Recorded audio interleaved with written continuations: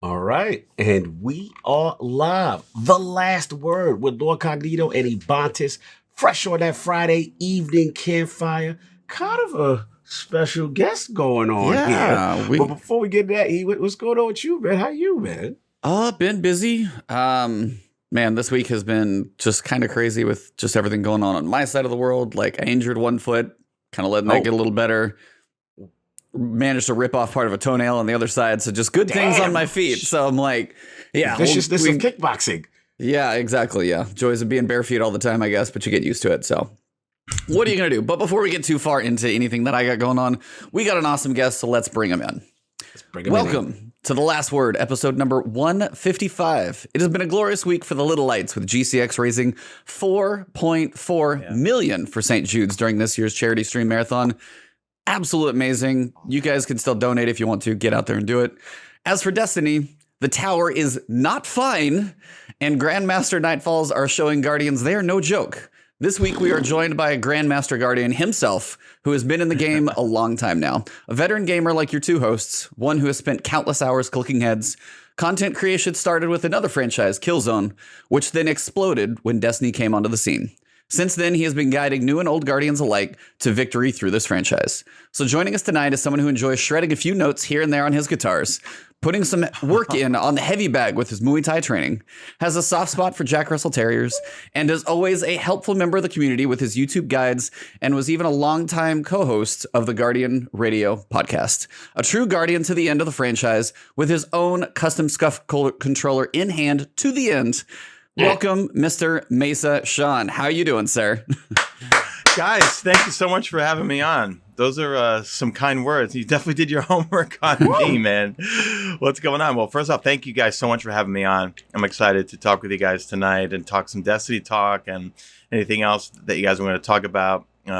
Fellow Northeasterner over here, Mr. Cognito. New York in the building, let's go. Yep, met you a long time ago at the we were talking beforehand, Destiny Con. Con. Changed names since then.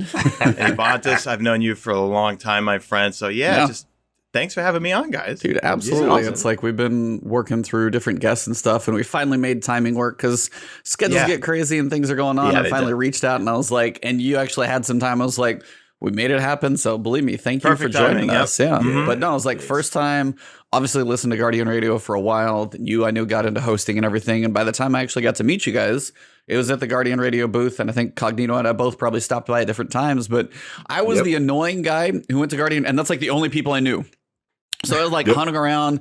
Like I met Mark the night before, talked to him at like the wing place. I remember seeing you guys out there. And then I was just like, I hung around that booth way too long. So same thing. I apologize too much. It's funny because we got to get into it because last word, I would say definitely the Guardian Radio Ties and MesaSean is a big reason why we even exist. Because again, it was my first one also. I was in that booth way too long. I'm like, oh, Mesa's here. I was like, yo, I still got the picture, bro. I'm like, I actually took the pic. I'm like, oh, I made it. So while I'm there, I guess during that whole time, E was in that area and I didn't know him. And then we and him just started talking and it was like, yo, this kid knows his destiny. And then we eventually formed Last Word as a result of that meeting. So MesaSean, you are 100% responsible for that. Yeah, you're the reason this show. One of the reasons this show exists. Well, not me. I mean, it's more Mark and KW. I mean, they were the ones that started the show. I mean, like they were the first Destiny podcast out there in 2013. You know, and then I came along. I think first, it was like Mark and KW, and then Bell came on, and then Bife was on for a bit, and then I came in. Science guy. What is his name? I'm trying to remember. NASA scientist. That's right. Chris, I wasn't on when he was on. Yeah, I think you actually transitioned kind of when he went off to go work on his like NASA moon probe and stuff. Yes. If anybody in chat knows who I'm talking about, you guys know, is like he literally worked at Chris NASA. H, I think. Hardwick. No. I know. I thought it's been too long. Yeah, I'd have to go back and listen. So long. But yeah, so like I mean, first like that Destiny was podcast. Absolutely. Yeah. And we did that for a number of years and stuff. And then, it finally just kind of, just kind of ran its course, with everyone just having their life things and stuff like that, and it was, definitely some great times and stuff, met a lot of great people, whether it was at Guardian Con or through the podcast or, with Bungie. And it was awesome, Yeah, man. Before we even get into the content creation, I wanted to kind of talk to you just about. I know we kind of pre-show, we're kind of like talking games and stuff like that, and I just want to get like early history though. Like, what was some of the first games that really got you into gaming? Period, from the very beginning. It's weird. I mean, like as a kid, it was your typical like Nintendo games, and getting quarters from my parents. I'm obviously no spring chicken here, but obviously, getting quarters from the parents to go to the arcade. Oh, and, yeah. Growing up in Queens, you know what it's like, obviously, and then, like Nintendo. But then once that all kind of went to the sideways once I went to college and then got out of college. And then I was, working so much in first it was pharmaceutical sales for a number of years and then medical device sales for years. And then after that, I would say that I'm a recovering Call of Duty addict, but I fully have relapsed on Warzone because I'm too addicted to Warzone. It has been 3 years. Never mind. Warzone? Hi. And I have to say, I was like everyone else. I'm generalizing here. I feel like most people, because I made a video how Destiny 2 can have and how it would work to be could work balanced and be fun and explode the game to higher heights than we've ever seen it at Battle Royale. And I've never had a more disliked video in the world. But hey, dare to fail. I don't care. It's fine. You know what I mean? You got to throw them out there sometimes. You never know. I had to do it. You know what I mean? I had to do it. But at the same time, I was that stereotypical, I don't want to play at Battle Royale, PUBG, Fortnite, and like those look silly, right? But then my best friend from childhood was playing Warzone every single night, And I got so addicted to it. There's nothing, the adrenaline rush you get when you're in those final like we had like the other night, all of us got a lot of kills and it was the final circles and people are pushing and call out to screaming and the storm's closing in, your gas mask, like it's coming down. And then I got the final kill, and of course, NVIDIA highlights doesn't capture the final kill. But shout out to NVIDIA. It's really addicting, and it's also, I feel like it's great to have side games to play because if you play one game, because I feel like that sometimes is a common problem with the Destiny community. Sometimes if you play only one game, it's easy to get burnt out. Like myself included, this and that. So having other games to play when there's times when there's not a whole lot to do or there's other things, honestly makes me appreciate it, because I was playing Warzone all week. And then last night we were spent 2 hours trying to do the GrandMaster. Shout out to Rob and Blackwood trying to do GrandMaster. And it was not happening. We didn't do it. So I believe Hung Jury is next week and it's Inside Terminus, which the final room doesn't have champions, where the final room for Glassway is... they have awful. Too many champions, and we'll I know there's a cheese for it. And like, I think one of us tried to do the cheese and then I tried to get in the spot and it was like, it's too, for me, I don't have I have the attention span of an angry mosquito. So for me to sit down in an underneath spot and just look up through the map, that's so boring for me. Like, let's just do it legit. And, but it just wasn't happening. So, and I have 2 decent plug ones. I'll wait until Inside Terminus next week to get I believe it's Hung Jury, right? Chat? Should be. Can you let us know right now? Yeah. Because I think the order was Hung Jury, then plug 1, and then I was waiting to see the sniper, and then it's the Izume. So okay. Yep, those will be coming. But yeah, it's like, so definitely been through shooters. That seems like your main stuff that you've been through, obviously. Well, that and Division Horizon Zero Dawn, I covered a lot of. Because Horizon Zero Dawn, to me, still has the best third-person mechanics I've ever played in a game. And it was... I normally never play single-player games because I feel like I like social games where you're with friends, you've got your headsets on. Horizon Zero Dawn, it took you in this just other beautiful world out there. Yes. Good story. But you felt like you were still playing... I need a looter shooter or something type, right?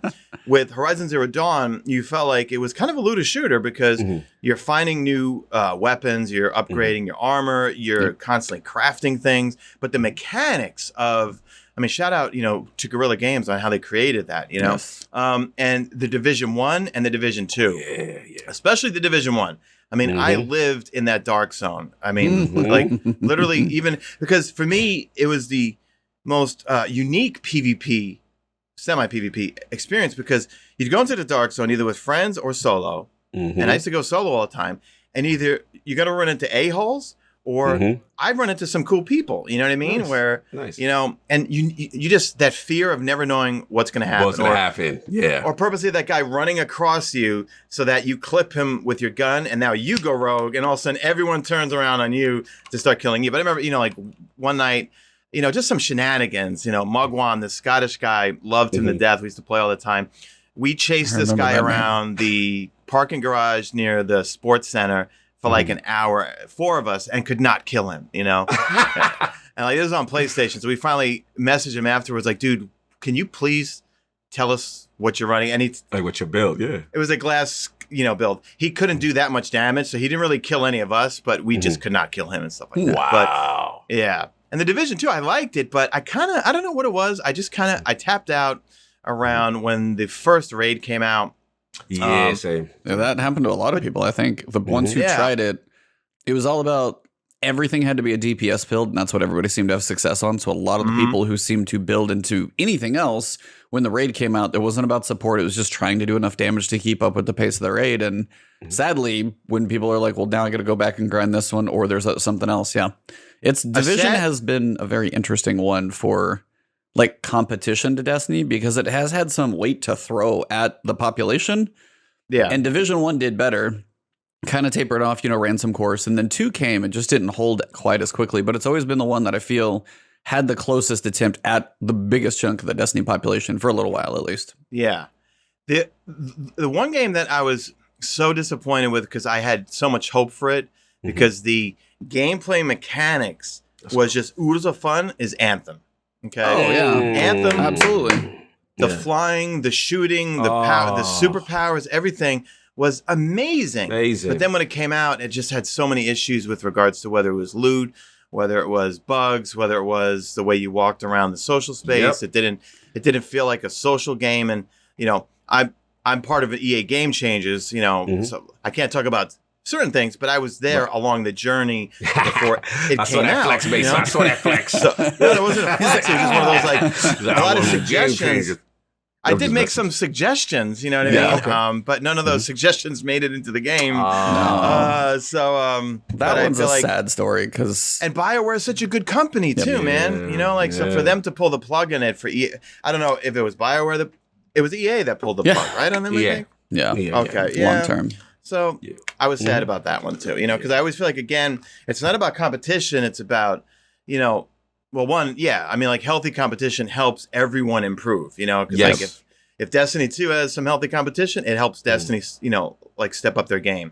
When, you know, COD has, you know, like the new Battlefield, you know, trailer came out and stuff.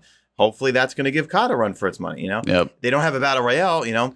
I really want to see what Halo Infinite's going to be like because this may sound bizarre, but I've really never played that much Halo at all. I launched into Bungie games with Destiny Alpha. Once I logged in, as you can see the guitars in the background, as a musician, as soon as I heard that music, they just had me hooked. Sepix Prime, that strike had to just like speak to you. Oh. All I wanted was the Cydonia AR3, Cydonia something. I think it was during the alpha and beta, and I would grind over and over for it. But I feel like, like, when I first saw the trailer, I was like, what is this? Because I was all a multiplayer channel, this tiny channel covering Killzone Shadowfall, which I still love to this day, but I don't think there's going to be a Killzone anytime Guerrilla seems busy with other things. Yeah, with other things. I mean, like once Horizon took off, I think that's their franchise probably, you know? But I was a huge fan of Killzone Shadowfall, and then I saw the trailer for this game called Destiny with aliens and the moon, and it looked silly to me, and I was like, you know, whatever. And then I got the email that you could play the alpha, you know, because I applied for it, and then I was in there. I logged in, and I was like, this is so unique because I had never played a PvE game, which is now the focus of my streaming and channel is all PvE. I mean, because I am, well, besides the fact that I am god awful at PvP. I mean, you don't, that's why I nicknamed myself Bad Aim's McGillicuddy early on, because it disarms the trolls. Because when someone comes into my stream or chat and says, not all that good. He's got horrible aim, I'm like, tell me something I don't know, motherfucker. You know what I mean? So, leave it at that. Yeah. So that's what's up, man. Good, because I know you was gonna say something about Anthem or some other stuff, and then I gotta jump into no, I mean, Anthem's just one of those that, I mean, it's just the way that was handled. I literally just got done finishing Mass Effect 1 just recently. And that for a 14-year-old game, you can tell there's some dated stuff in there, but the world they built, and Cognito knows all about like 1, 2, and 3, and which one, they have had their whole debate on their podcast and stuff. But I love 1 though, so I still love it too. You see the world that they built in Mass Effect 1, and that I've only heard it basically takes off and runs from there. When you finish Mass Effect 1, I'm like, all right, they did something really cool. And when you played through Anthem, I'm like, you missed. But it was also like you read through Jason Schreier's stuff about Anthem, and you're like, we are lucky to have even been flying in that game, because there was a point they were like, no flying. Be like, okay, put back in flying. And you're like, that was even an option, because it felt so good. Because like to jump, I played the Interceptor because I probably made my stream throw up because I'd always run around and jump around. But I love the way it felt. And then on the other side, you have the Storm, and just the way the animation of the lightning, literally like your whole screen would come down.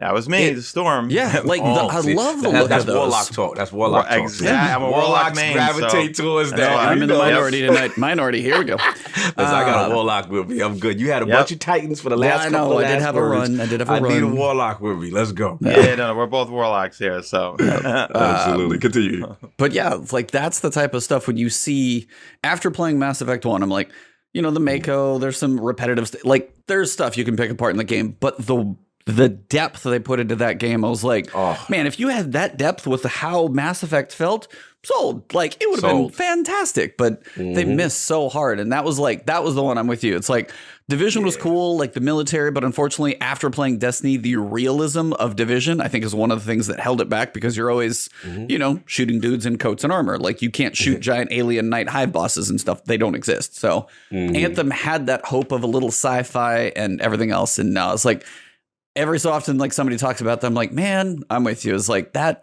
I was hopeful. So it's sad, but yeah. One thing I just got to say real quick, okay, you could appreciate this because you're from the New York area. Do you remember in the Division 1, you'd go into a safe house and you would hear, yo, this is Rick Velasquez with Pirate Radio Podcast. He's like, this would go out to all the 5 boroughs except Staten Island. You're not a real borough. You know what I mean? Because that's how we are. That's how Queens, we are, Brooklyn, Bronx, Manhattan, Staten Island. You're not a real borough. See, that was one thing I heard. I know it wasn't 1-to-1, but there are some points, like, if you knew the East Coast at all, sometimes you guys would walk around and be like, that does actually kind of look familiar. It may not be perfect, but they did some good I used job. to live in Murray Hill on 34th and 1st, and I'm like, that looked like my old building back there, you know? I think that's what it was too for me, Mesa, with Division 1, because as a New Yorker, you appreciate it. Yeah. I mean, the base was the garden. You know what I'm saying? It really spoke to you. And I think, don't get me wrong, DC was cool in Division 2. Yeah, I like that. It's just never going to beat that snowy, cold New York Division 1. And that actually really made me connect with the game. And the fact that I think they had survival mode, which I really liked. It did, I have to admit, when Division 1 first dropped, my Destiny friend list, they betrayed me. They were like, Cog, we're over here. And I'm like, at first I went through that period of trying to resist because I was so loyal to Destiny, but I was just like, look, it is fun. You know what I mean? I had to admit. Now, obviously, as it went on and then, some mistakes, and then Destiny probably came around. I think once Taken King came back and all that stuff, it was nothing out of chance. It was on. It was, Destiny was in pure form. But yeah, Division, shout out to the Mentor in there, a lot of people in there, Division guys. And Slow-Mo if he's in there. But I have to admit, it was truly transformative for its time. I think Destiny, just that gunplay, that hook. But what I wanted to ask you, because I know you said you got in the alpha, you immediately got hooked, all that stuff. But we gotta say something, fellow Warlock to Warlock here, Yeah, okay. What was it about the class, sir? What was it about it that made you gravitate towards it? I'll use Deej's quote to say it's because we wear robes, okay? No. I actually played as a hunter for the first 3 months until I discovered the Warlock, right? Let's go. I think, one is for PvP, if I actually do play it, I'm always Blink Warlock, right? I just love it. Sunsinger for Destiny 1 because I just loved always being Mr. Clutching Crota's End or whatever. Just, listen, Warlocks don't die, we just multiply. You know what I mean? Like, we just self-res, and Storm Trance and everything. I don't know. And I think also, I know people hate the jumping on it, but I think I'm just so used to it by now. And almost, I feel like, no offense, Titans, it's a little passe. I feel like Titans are a little bit 2018, okay? Everyone's a Titan, and everyone on Twitter's a Titan, okay? I don't know. For me, it goes Warlock, then Hunter, and then I still love the Titan, because that's one of the things, like, or the beauty of Destiny 2 is all the classes have their flavor, and all the subclasses have their flavor, But the Warlock, I would say, it's just really the abilities. I mean, to go around and electrocute things, fun. The ability to go and throw flaming swords, fun. To throw a huge Nova Bomb, fun. And you could apply the same thing to the Titan or to the Hunter with their abilities too, and the fact that they reintroduced all those subclasses. And I do like the fact that we're the only ones that have little ice turrets for stasis for when it comes to PvE stuff. I like that. Now I gotta stop for a second. Now I gotta ask you a tougher Warlock. I've never asked this before. Now, which subclass? Gun to your head, you could only have one Warlock. So like one of 9? One of 9. Or now 10, technically. Well, now, I could let him cheat and say Void, Solar, Stasis. You know what I'm saying? But one arc. So one. If you could only go one, which one would it be? I've always been a solar person, so I'm gonna say even as much as I love Icarus Dash in top tree, there's nothing more fun than when you're on bottom tree Warlock and you're just clearing out the room because every time you get a kill, you see your super energy go right back up, and your trash mobs are being destroyed and set on fire. And using that during the chorus with that, sir? Or using that during the chorus, the bug helmet with that, sir? My man. That thing, if I can't take off because I'm a panic reloader, and I know people are going to say you should just use transversive steps. I always use Ophidian Aspect. It's hard for me to take it off because it looks cool. And it just, you throw on an extra reloader onto it, like hand cannon reloader on it. Like it's, okay, Ophidian Aspect with hand cannon reloader on Malfeasance, it feels like you have permanent outlaw on the gun. It reloads so quickly, Nice. But I would say, probably Solar, bottom of tree Dawnblade if I don't have to run support, which is going to be Well of Radiance. Well of Radiance. No, listen, man, I think that's a strong, solid choice, man. Like you got you got your jack of all trades. You got support. Well, if you want, I know you're not a PvP. If you want superior PvP movement, you got top tree with your dashes and heat rising, and then you got your ultimate PvE with bottom tree Dawn, and you're just clearing out those ads and the I'm with you, man. That's a good choice. I always want to ask that. We got to ask more of that. When we get people on, pick a subclass. Pick a subclass. Like, you know what I'm saying? What speaks to your personality? What speaks to your personality? I'm curious. I will. Depending on what I'm doing, like if I'm doing guides, it's literally what fits. But especially for like subclass or burn or anything on a lot of these lost sectors lately, if I'm just gonna go pick something for fun though, it's Hammer Titan. Typically, because literally as soon as I got I was Hunter in D1 until Hammer Titan dropped, and then I flopped, and then I've been literally Titan maining since. Because I always enjoyed bottom or top tree Titan. Yeah, let's go. PvP will be top. And then PvE bottom, especially now with Phoenix Cradle. Yeah, Phoenix Cradle, the new, they last forever. Like the sunspots, I can sit there and just chill. So like the sunspots in PvE now, oh man, that and Phoenix Cradle, if I'm just like wanting to goof around, just hammers for days. Yeah. So many hammers. So I've always been, what about you? I know you said Warlock. This is tough. But I gotta know.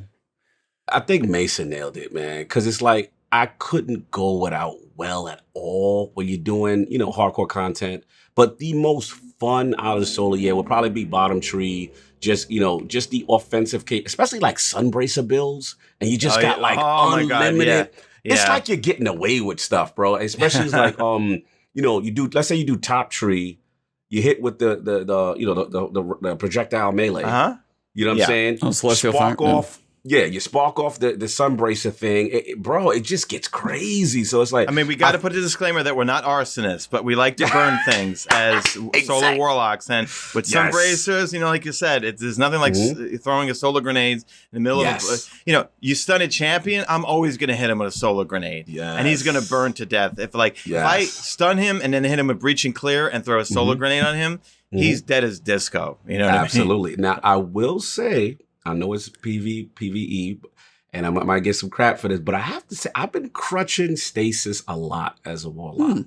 And Fun. like it's PvE hard content surprisingly, because I guess, just to being able to stop everybody, got your turrets. I think Shadebinder is really underrated. I mean, literally really part of what I mean, we talked about it for a second before, but like GrandMasters right now, I was watching one, it's 2 Sentinel Shield Titans and a Stasis Warlock. And even Astacross has a video about Stasis Warlock. It's apparently a thing.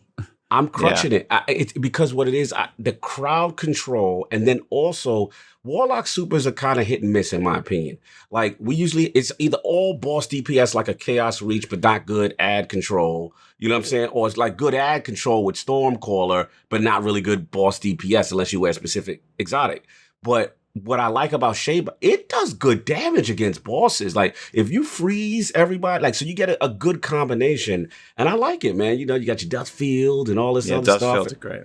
Yeah, your survivability builds with what's the one that gives you the shards that give you extra armor and stuff like that. So yeah, I think that's an honorable second place for me. But yeah, definitely Solar if that was the case. Gotta run Solar. Nice. You always need a Warlock for that and those Lunar factions.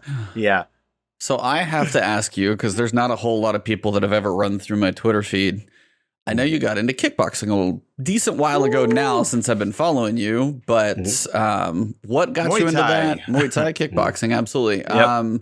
Just tell us kind of like, first off, what got you into that? Like how much you've done with it? Like explain. I mean, I literally teach fitness kickboxing classes, but they're kickboxing classes. So I was like, I want to hear your side first. That's why I was like, you've always like, I've seen it pop up on Twitter. I'm literally like, I have a water-based heavy bag in the other room, and I'm sitting there. I can do a roundhouse in my house. So like, tell me about your story. I wish I had that. No, my ex-girlfriend, she was always into it.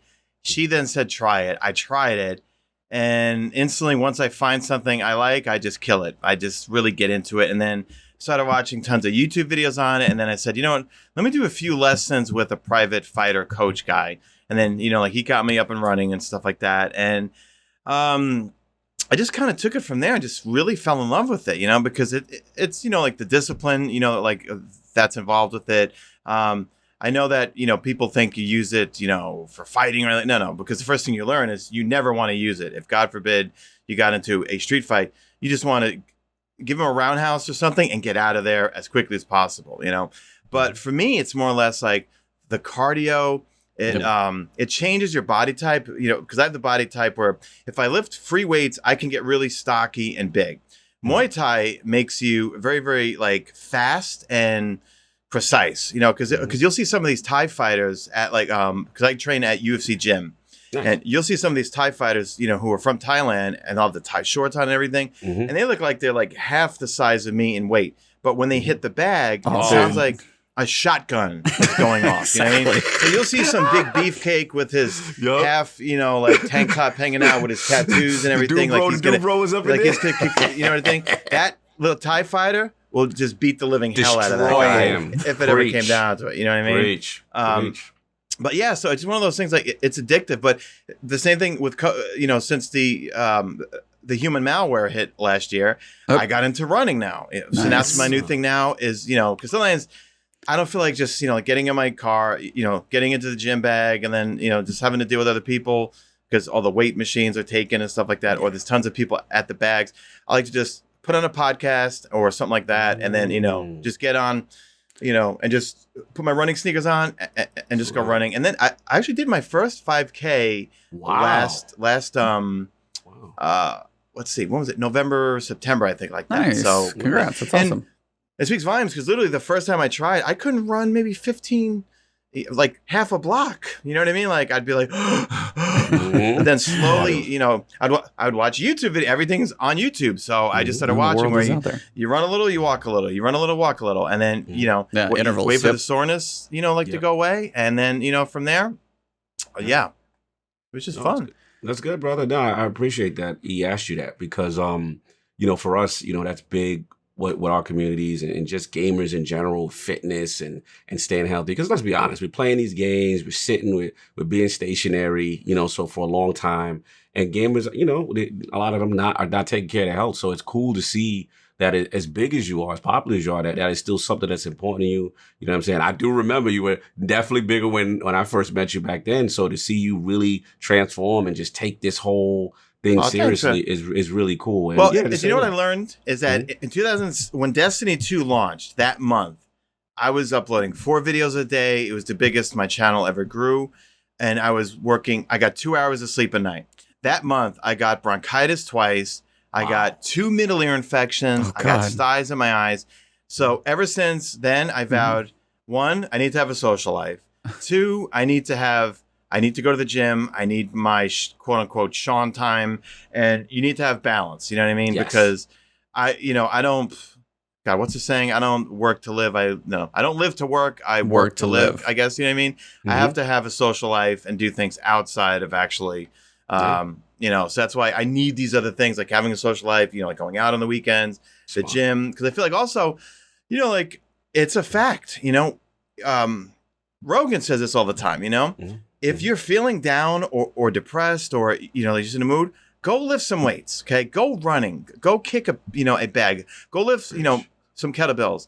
You probably will feel really good afterwards because there's no coinky-dinky that after, especially if I do heavy lifting and I pound that protein shake afterwards, I feel like I'm on cloud 9. Yeah, you know what I mean? Brother. And I feel like it's really important. Preach it. I'm glad you said that because, it's a big thing in our community. Depression is real in our community. We have a lot going on. I'm always trying to help people behind the scenes and stuff like that. And I always tell people, because they like, how you do it? You always miss the pot. I'm like, bro, I go through some stuff just like you guys do, So at the end of the day, it's just like, go work.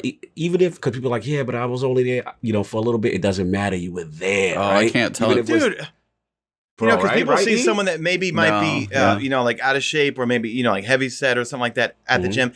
And they think, well, like I'm embarrassed. No. I see someone like that, and I give them props. I'm like, they're doing something about it. You know what I mean? Like they're getting it. You know what I mean? And like, I respect them for that. You know what I mean? I'm like, go get that. You know what I mean?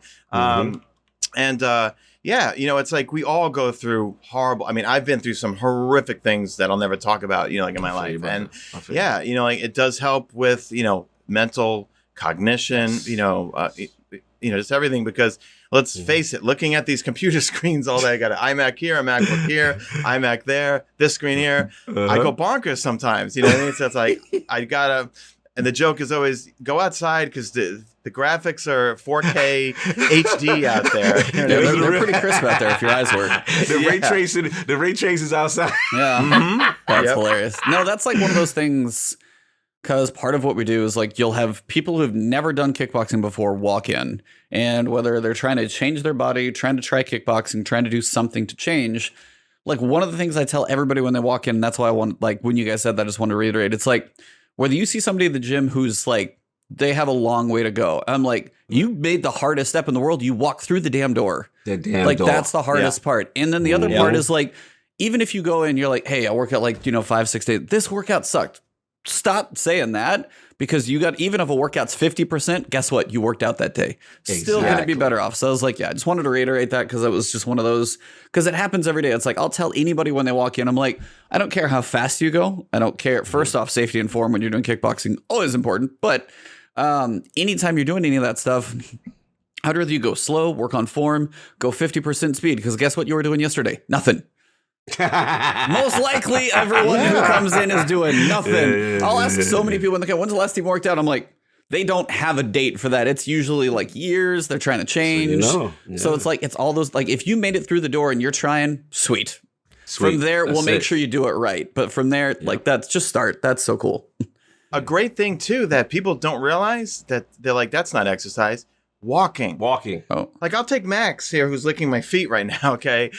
For a good 45-minute walk, that's still, I consider that some sort of exercise, you know? Yes. But one thing, just to touch on, maybe it's a little too much information, but I was a heavy cigarette smoker, okay? And when I quit smoking, I lost 10 pounds. And most people think that usually gain weight. No, it's because I would literally go to the gym to do Muay Thai and I'd be like huffing and puffing after 5 rounds of it and this and that. But all of a sudden after like 3 weeks, I was like, I'm breathing a little better. Then after 5 weeks, I'm breathing really good. Then I'm doing 7 rounds. Then I'm doing 8 rounds. I'm doing 9 rounds. Then after 2 months, I'm like, I can do some that some Muay Thai. Then I'm going to go lift some weights.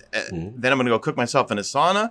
So that was even more fuel for me to never smoke ever again because my body changed, my lifestyle changed. I drink a gallon of water a day now. You know what I mean? It's just it's changing our daily habits that I think take you out of your comfort zone to take you out of your comfort zone. You will be more comfortable actually. Yeah, absolutely. Yep. Yeah. Good talks, bro. Good talks. What else you got anything else for him? No, man. We got a lot of games. I was like, game last play, little right? thing I wanted to touch. Oh yeah. Yeah. So no, awesome background, and definitely say hello to Max at your feet. I was like, he's right down here. Look at my feet, little man. To Max, no doubt. But when it comes to the world of Destiny, I want to start with the weekly stories that we've been going on, and I wanted to check because I haven't checked with you as much to see how much you're keeping up with the story, but obviously like with Expunge and things like now with what Tower looks like, I wanted to see where you guys are at with like season of the Splicer Story. So Shaun, I want to start with you first. Where are you I'm at still with kind the of story? confused with the whole thing. You know what I mean? Like I feel like Bungie's definitely gearing up for something like a live event, I think, because I think they saw how successful the past 2 live events, like starting, with the Almighty crashing and things like that. And now all of a sudden the tower, these blights are all on the left side of the tower. They're not on the right side of the tower where Osiris is. Osiris, are you implying that my boy is up to something? It's just the narrative is Osiris is suspect right now. You know what I mean? Everyone's ragging on my girl, Lakshmi, because I'm a future war cult diehard. I know. I'm the only person that's not dead orbit. I know. He's swooning over here. I know. Oh, you in a tough spot. Let's go. Yeah. War is the only constant guardian. She out here making the town great again. Be careful. She don't want to falling in there. I don't know. As much as I love her, she's been up to some shady stuff right now, and it's interesting to see how it's going to play out. This whole time. You know what I mean? But honestly, what I kind of like about it is I don't have a clue where they're going with this. Yes. And the surprise of logging in every Tuesday to see what's going to happen. And at the same time, also, part of me wants to think that they're teeing up things for the Witch Queen, even though the Witch Queen is so far off, Dominoes. Yeah, you know what I mean? So I think one big, huge build-up, and I'm really hoping this season will lead into the Witch Queen. Kind of bummed that the pyramids, we kind of forgot about them because I've been obsessed with the pyramids forever. And when they finally arrived, all I want to do is please show me what they look like. You know what I mean? Because I just want to, rumor has it those big statues with the veil and that's them. You know what I mean? But I don't, there's been no hardcore proof, that it is and this and that. But will the pyramids be involved with Savathun? But more than likely, when you see the image of Lightfall with the big pyramid in it, more than likely, we're not going to see them until Lightfall. And that they could be the mastermind behind, everything that's going on. It feels like it's a ways away, sadly. Yes. Yeah.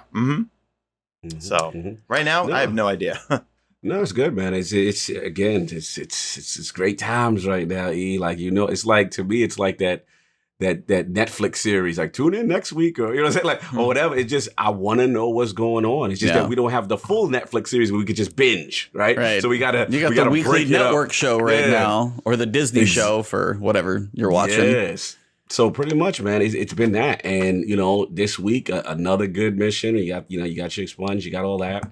And then we finished the talk. We go back to the Splice, and you start to see my boy Osiris, as I gotta call him now.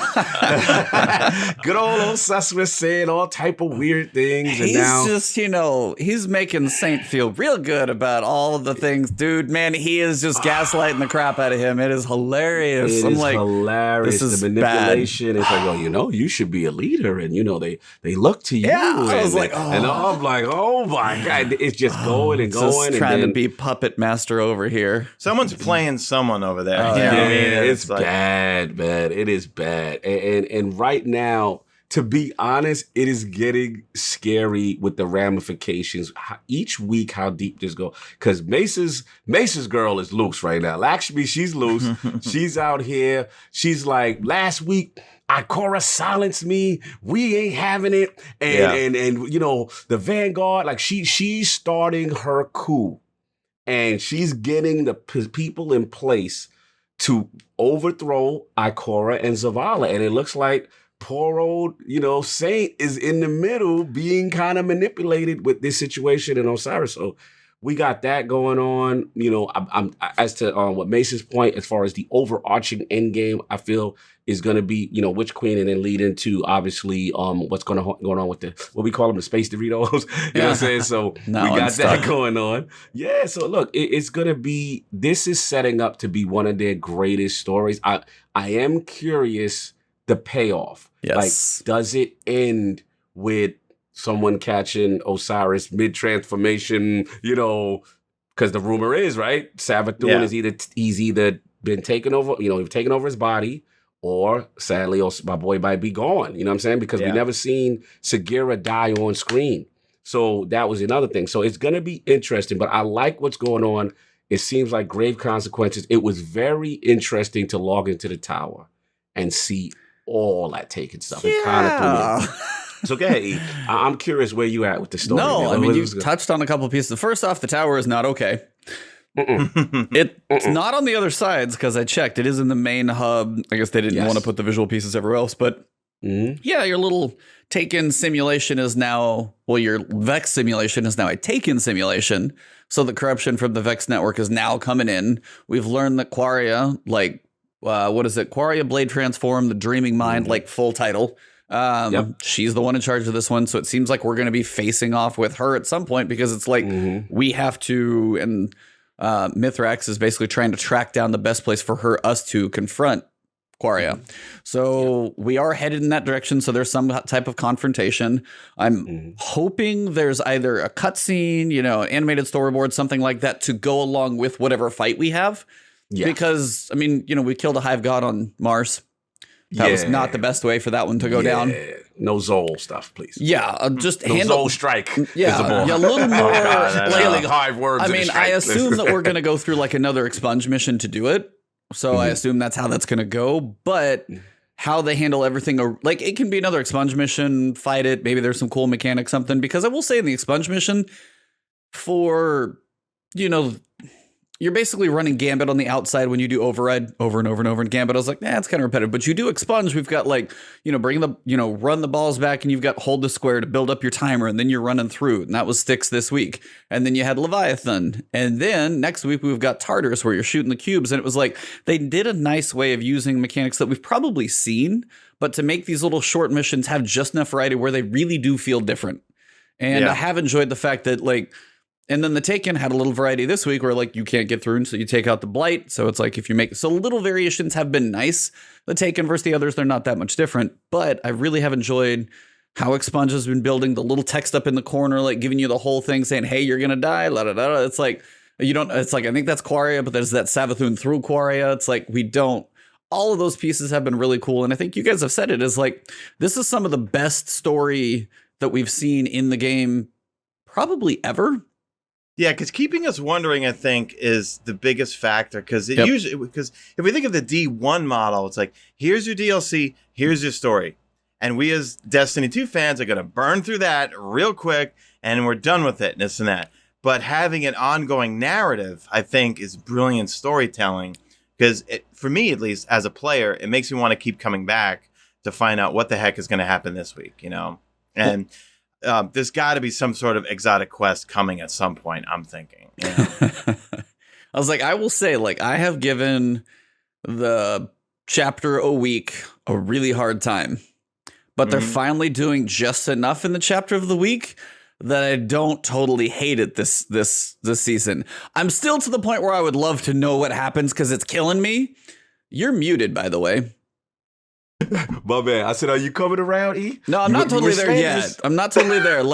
It's not perfect, but I'm, if it is at this level, right, then it is a lot more manageable, because it's I still have my variety games when I'm playing, played Mass Effect and other things, but my Tuesday, if I'm to the point where I'm cannot literally wait home to log in and see what happens this week. They've done something right. This Chosen was cool. We got to see Keitel. We actually got to see a, kind of an antagonist weird alliance thing going on.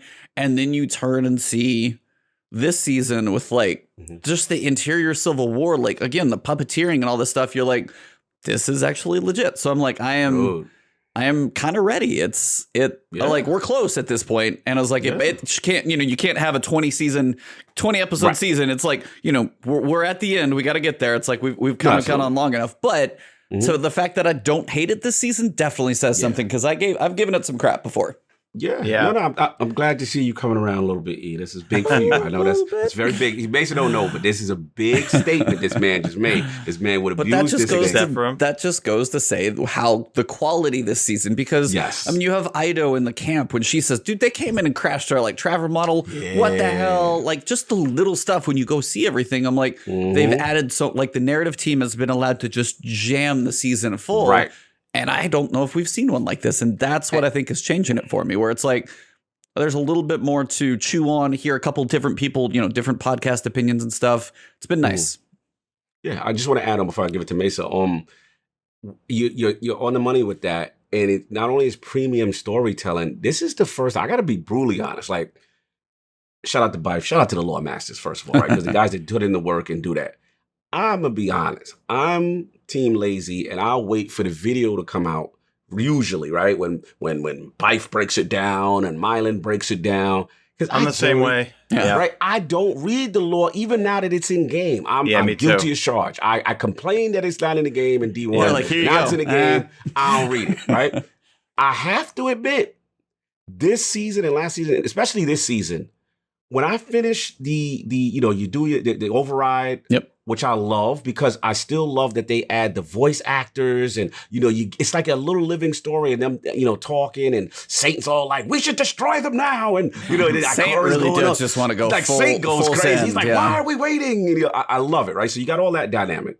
Then you do your expunge, which is really cool and stuff like that. Mithrax talks to you. You start getting that. Shout out to Max. And you're getting that story type going on, right? But then what's going on for me that I really like is after you do it, the lore piece unlocks.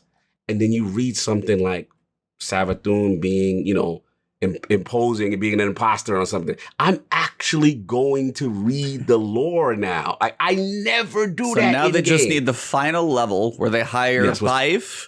And you can do your codex thing that you talked about, where you hit play, and then he can read you the book. There we go. There we go. That's your final. That's the final step. That's the final step. But right I now, agree. Final. Yep. That final would be, level is BioWare Mass Effect level lore codex with a voice person like Bife reading it. Yep. And then you go, oh, now you're in. Yeah, then you could like, hey, I want to go grind out some, whatever basic strikes, and be like, hey, let me listen to a lore book. Like, I would totally do that. Yes. I was like, and honestly, you would probably get a little bit more invested into it. But yeah, that's like way out there. But overall, I would agree. I mean, I would definitely like that's kind of things. Like, if they're to the point where I'm like, I'm ready for Tuesday. I wish I could see it all faster. I get it. But the fact that you're in the anticipation mode means they are doing things right. They have learned a whole bunch in these last couple of seasons and how to make a story compelling. They'll get the little animated storyboard right. They'll have the voiceover lines that change when you do this. They'll have NPCs standing next to each other that you've never seen ever talking to each other. And I'm like, this in my face story right here. Like this is so good. So no, that's been really, really fun. Small side note.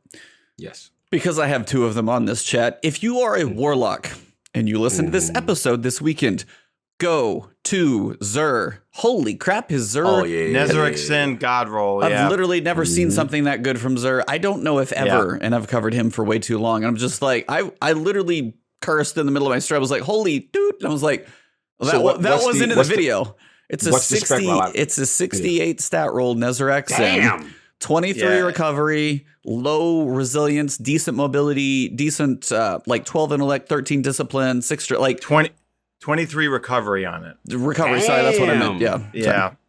68 and I'm always low on recovery. base? 68 total 68 stat. base. Yeah. Wow. So I bought that thing. Yeah. Oh, I got to go get in there. I got to get in there. Yeah, I got to get in there. So for once, people are happy with Xur because everyone hates. Because what I do is I stream Xur on Fridays and then I trim the stream down, just do a little quick video. And even I was shocked when I saw that because normally everyone just rags on him every week, Yep.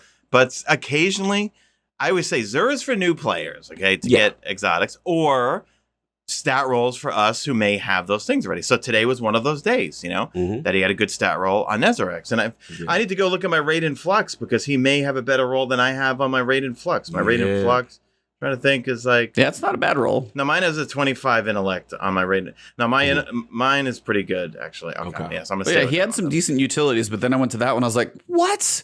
Like, for sure. Winding Cove, EDZ...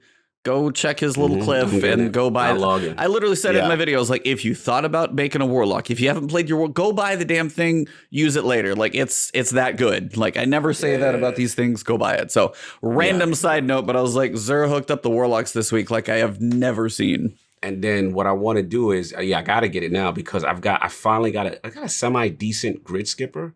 And it's void pulse and energy. So I love anytime as a warlock, Mesa. Like anytime you get a good like void energy weapon to rock with Nezarec and just keep building ability and So I'm gonna have to go get that. I'm gonna have to go get a better version. My question to you guys I want to ask before is as we're talking about the story thing and about having an exotic quest, okay? Since obviously we all want a new exotic, right? But if Bungie was to bring back a Destiny 1 exotic through an exotic quest this season, which exotic would you guys want to come back? I'm trying to think what hasn't. And Chad also let us know. The question is, what hasn't come back? Right? Yeah, I was like, I've literally got to look up Destiny 1 exotics. Taz, he did one a while back. This is from last year, so this will give me an idea, and I can look through. Vex is back. Zalo Supercell, we basically have Risk Runner. But we basically have Risk Runner as kind of a fair competition. Runner, it's kind of, yeah. Hawkmoon's back. First Curse, we basically have Hawkmoon. We're good on hand cannons, guys. Can we get other varieties than hand cannons, please? I'm good. Red Death, we got the hand cannon version. We got Crimson. So we kind of No Time to Explain. Got that. Now that's one thing. You've got Fabian strategy to Laylock. If they would do class specific weapons. You want class specific weapons? I'm totally fine with that. Not everybody needs to get everything, guys. That's like part of how gaming works. Like, I would love to see some specifics that really, because that was the thing about Laylock. Now, granted, it was for a very specific purpose because you would like never use your super because you're like, well, if I die, then I'm in waiting. Well, now the fact it was one of those like, if you're in that way, your gun fires like a madman. I was like, that was cool. Find some way to like embrace like each class or do. I would love to see stuff like that. That'd be cool. Touch of Malice, we're not going to see unless we get King's Fall. That's maybe in Witch Queen like 2023. That's later. Boolean Gemini. That was an old scout that really never got a whole lot of love. Scout, they would have to rework it. I mean, it was decent. Yeah. I remember that one. Plan C is basically a backup plan fusion rifle now. So that's a perk pretty much now. We're not going to get Invective or Icebreaker because they created ammo out of thin air. Yeah, those are never coming back. Bungie's never bringing it. Pocket Infinity. There's two that you haven't got to that I think would be absolute awesome. Zen Meteor. We know what the one is. Come on, Mesa. Well, no, not Gallahorn. Not even that. Not even. See, I do not want that to ever come back. No, even if they. Nope. We got the iron one back. I think we're all over Gallahorn. Gallahorn. Okay. But there's two that I think. No, but I want to hear your answers first. So we got Zen Meteor. That's like basically Firefly, Cloud Strike and Solar. Pick one, read them all. I'm trying to look through, but I was like, I have two really good picks, but I want to hear you guys first. Actually, I mean, the exotic swords obviously were pretty cool. All right, I'll go out. No, you go. I look through all these. I'm like, we've seen so many, or we have varieties of them now. The Warlock delegation. I'm going with Laylock. That's fair. I'll give you that one. I like Laylock because it operated like a complete different gun when you had full super, I believe. And it was unique. And it really did it like up the rate of fire. Rate of fire, it was a beast. It was just absolutely. It was a monster when you had your super full. Yes. It had like max stability, like fast reload. Faster It was reload. like, Yeah, it was on super. I think the steroids. rate of fire went up a little bit. And I am a person who kind of sits on my super a lot. I'm guilty of that. Like I could see myself like using the middle tree, well of radiance, and sometimes you don't really use it until it's critical moments. Yeah. So the other moments, the other 70% of the time you're using it, why not have this scout that actually operates, kind of like a fast user? So I would say Talea. But answer because I'm dying to know what Mace's is after you guys. Like I'm looking through and I listed Pick them all. one. I'm looking. Pick one, God damn. That's not in already. Mm-hmm. I mean, if I can shoot for the gold medal, I'm going to go for a touch of balance because that gives me King's Fall. So that's a biased opinion. That's my way to get around the question, With a basically. major rework. Yeah. So that we can use it outside of the raid. But I was like, Okay. I love the styling of the weapon, the rotation, it's the a cloth hanging beautiful over. weapon. Yeah. But yeah, some way to have the functionality to not kill you in everything but that one moment in the raid. But that also would get me back King's Fall. Sure. Yeah. That'd be that's my cheap answer. What do you? What's yours, man? I gotta know your two. Two. It's either two, okay? So one is, I love the smell of napalm in the morning. So I'm going to say... Dragons! I would love to see Dragon's Breath come back. I was going to say that, yeah. I love rocket launchers. And I use them either Codulo. I got a great Hezen Vengeance. Me too. I got two of those. If you get, guys, chat, if you get the curated Altars of Sorrow Heretic Arc, it rolls with Demolitionist and forget what else. And Cluster Bomb. And it's an awesome rocket launcher. It's really, really good. So I'd say either Dragon's Breath or Dragon Breath. I would like to see Icebreaker come back. I think Icebreaker would be a fun one too. The Bungie sandbox team will unfortunately is going to have to. They will shoot that down. As much as I want it, yeah, I know. They just made a conscious decision. You could tell. Like they don't want anything where we kind of sit back. Don't get me wrong. Get your ammo. I know. So many people agree with you. They want it. They want it back. But it's just they are so hell bent on anything with the regeneration ammo kind of deal. But I tell you this: if they did bring it back, that would be one that a lot of people. Some people would come back to Destiny for. That's how much they love Icebreaker. I mean, Icebreaker is beloved. Yeah, I still remember back in the day. I mean, Icebreaker was one of my first exotics I got, and I remember I bought it from Xur, and I remember using it on the top for the Templar, where we would, because I'm in a clan Rezo, and it's right when I first joined Rezo, and we would all sit up top, and we would just snipe down on the Templar from up top there, and you never had to worry about ammo. But you are right, the ammo economy would drive the PvP community crazy, and also for PvE.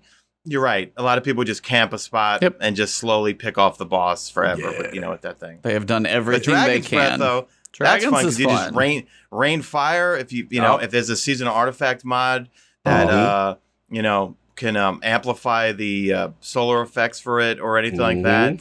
Could you imagine War Mine Cell build with? With God, yes, just Wrath of Rasputin with that thing would be insanity. Yeah. I know. A lot of people are waiting for Ada to sell the Wrath of Rasputin mod. Just got done selling Rage of the Warmind, so sorry if you guys missed that one. Yeah, no, that's always an interesting one to think back because we've got a lot. Shout out to Brian. Brian Gamer says I do. It's just that they don't want elemental primaries anymore. But Zalo was good, man. I love that thing. That for some reason to me that one still felt better than Risk Runner. Risk Runner's not bad, and the Chain Lightning is cool. But for some reason, the way like Zalo, because it was an electric AK-47, and for some reason it just had a little bit more like beefy feel to it. Yeah. It's like something about the way it sounded always hit me right. I agree. You know what I really started to appreciate Risk Runner was doing raid. A Fallen Lost Sector. And the Fallen Lost, obviously, and the why am I forgetting the name of the last raid? What's going on with me? Spacewalk and Good Times. Deepstone Crypt? Deepstone Crypt. Yeah. I don't know why I'm blanking. I actually appreciated it. It's during the Atrax fight in certain sections. I was using it there, and it was really effective. And that electricity bursting off because you're fighting just nothing but falling. Also one other one, Patience and Time. What's up? Ooh, invisibility. Let's go. Sniping. Okay. All right. What else we got? What's going on? Well, as for Destiny story, complete bonkers. Can't wait to see what happens. GrandMasters. Yes. They launched this week. So we've got a man who put some time in on these things. I've watched people struggle, painful tweets. Like, it's been, and they kicked it off hardcore. They're like, hey, you're not good. There's no learning curve. Glassway, straight away. Like, you want to talk about one that sets up for a painful Grandmaster. So, Mesa, this is yours. Break us down. For one, Glassway, what's the hardest parts? Like, what are the tough pieces? And then for you, like, any advice on like loadouts and stuff like that? I'm kind of curious. I'm not a PvE. Well, as much as I love PvE, I'm not an MLG YOLO swag PvE pro. Okay, that's okay. That's okay. And my boys Rob and Blackwood and I spent about 2 hours last night. So we both said this is just not a fun player experience. Getting up to the final room was great. Okay, but Bungie put way too many champions in that final room. That's why I'm looking forward to next week when it's inside Terminus. There's I believe there's no champions in the final room, so we'll do Grandmaster next week inside Terminus. But man, just those overloads, they just rush you like crazy. You know what I mean? And they're getting broken. up to the boss is fun. It's a lot of fun. We were running, let's see, I was using stasis turrets for a while. My two boys, Rob and Blackwood, were using Sentinel Titans and holding the shield up, so we're doing a lot of damage, and they were making orbs like crazy. Then I switched over for the final 2 runs to Warlock Well and solar grenades. You know, like when you're trying to cap that one, the middle part. You know, like because you're just getting rushed by the all Radiolaria lake, right? Yeah. And so for the most part, Breach and Cleric came in. So Anarchy was really good. Witherhoard was amazing. Okay. Up until or at least we found, was up until the final room, because you had so many overloads in it that Witherhoard is not stunning them. You need. That's when I switched to my extraordinary rendition. Nice. The Is that what it's S750 called, I think? SMG. Yeah, extraordinary rendition. That's a semi-rotation. Continue. And pro tip also, if you have a Fatebringer or something with a hand cannon with explosive rounds, That one. two taps will stun an overload. Okay? Counts as 3 hits, basically. Yeah, normal hand cannons, it's Really? 3 shots, but you could get them with 2 shots with explosive hand. You want to know a fun little piece about that? I have my Fatebringer with Firefly. If a guy explodes next to them, that'll lock him down quick, like right then. Oh, really? Really? Firefly will Nice. actually hit the overload captain. Because I was running today is Exodus Garden 2A. I was doing the Master, Lost Sector, and there's all the little, like all the thrall, and then the one overload, and you can hit the one guy, it explodes and stuns the other one. So it's just this random thing that triggers too. Just random, but I doubt it's. But yeah, if you got a Fatebringer with like explosive payload and Firefly, you can at least stun some overloads. It's viable. So we just found, and then at one point, like one of us tried the cheese spot, and it was just boring and stuff. So we just kept trying to do it legit, and we're just like, we were just getting wasted, like by everything. We're just like, it's for the final room to have that many overloads before even the barriers come out. Because you're dealing with not only the overloads like crazy, and they're really angry, and they, will rush you and melee you, and it's a one shot. Yeah. And then 2, you've got the boss roaming around, and then you've got his little minion, the little Vex Hydra, roaming around the hallways too, and he seems like he just will not go away. Like you got to get his health down so much for him, to go away. So we just tapped out, and that's been our experience. We didn't get it done. I mean, believe me, I'm not even high enough to try yet, which goes back to part of like the leveling. I'm like 1331. I'm getting close between different pinnacles and the artifact grind and stuff like that. But as I'm not just like no-lifing it for a season, if you play your Tuesdays and you do some other stuff, my artifact's not that high. It's really not. Yeah. Me and you in the same boat. I think what's happening to me is I've been so focused with the story. My end game has been focused. No, do your thing, Mesa. My end game has been focusing more on kind of God rolls for now that I've unlocked that. Like I've been focusing on doing the corrupted version of Expunge to get the dual perk. Yep. And I'm loving, what is it, Ignition Code? I'm working on Ignition Code, Chroma Rush, which is the 720, and then Grid Skipper. So those are the 3 I'm trying to get better God rolls kind of thing. What I really want is Blinding Grenade, for the Ignition Code, Blinding Grenade, Vorpal. Because I don't actually like, Blinding Grenade over Spike. in a weird way because I like that when you shoot them, they kind of put it almost acts like Helmet Safe 14. You know how they put their hands over their eye, the enemy, and it adds they don't fire back and they don't shoot. Yeah. I kind of like that effect. And then Vorpal for the extra damage if it is a boss or something like that. So that's the one I'm trying to roll with. And especially it works good with Breach and Clear. Oh, dude. And then Unstoppable. Like grenade launches this season is crazy. I love right? between Breach and Clear, Grenade Launcher Scavenger being cheap, Yes. and then you've also got if Unstoppable's on, dude, I have it's bro. like Salvager Salvo for the win all day long, but you also got Empty Salvo is god tier like for Empty Vessel. You've got that one as a solar version, which is cool. Depending on what the burn is on, like there are so many ways to handle like the Legend Lost Sectors this season and Master as well. It's like the Breach and Clear is huge. If you can find some way to get that, the damage bonuses are huge and they just stack up. Like if I can go Salvager Salvo and a burn with solar, I went Salvagers to set up Breach and Clear, solar burn, Xenophage. Boof, Oh, God. boof, just absolutely destroying. Yeah, so it's been hard for me to take Salvager Salvo out because with the chain, especially with chain reaction. What's the mod? Chain reaction, the energy accelerant, the one that energy accelerant. Yep. Yeah, all like that. Now you know what's getting me mad though? Bungie. Why y'all ain't letting me do Breach and Clear and energy accelerant together? Because they don't want Salvager Salvo. Yeah, they put them in. because it technically costs 11, and I'm like, come on, Bungie, let me have that, man. I want to blow things up and Breach and Clear, but nah, you're right. I mean, it's really fun running that, man. But yeah, so my end game, like I was saying before, was just more so.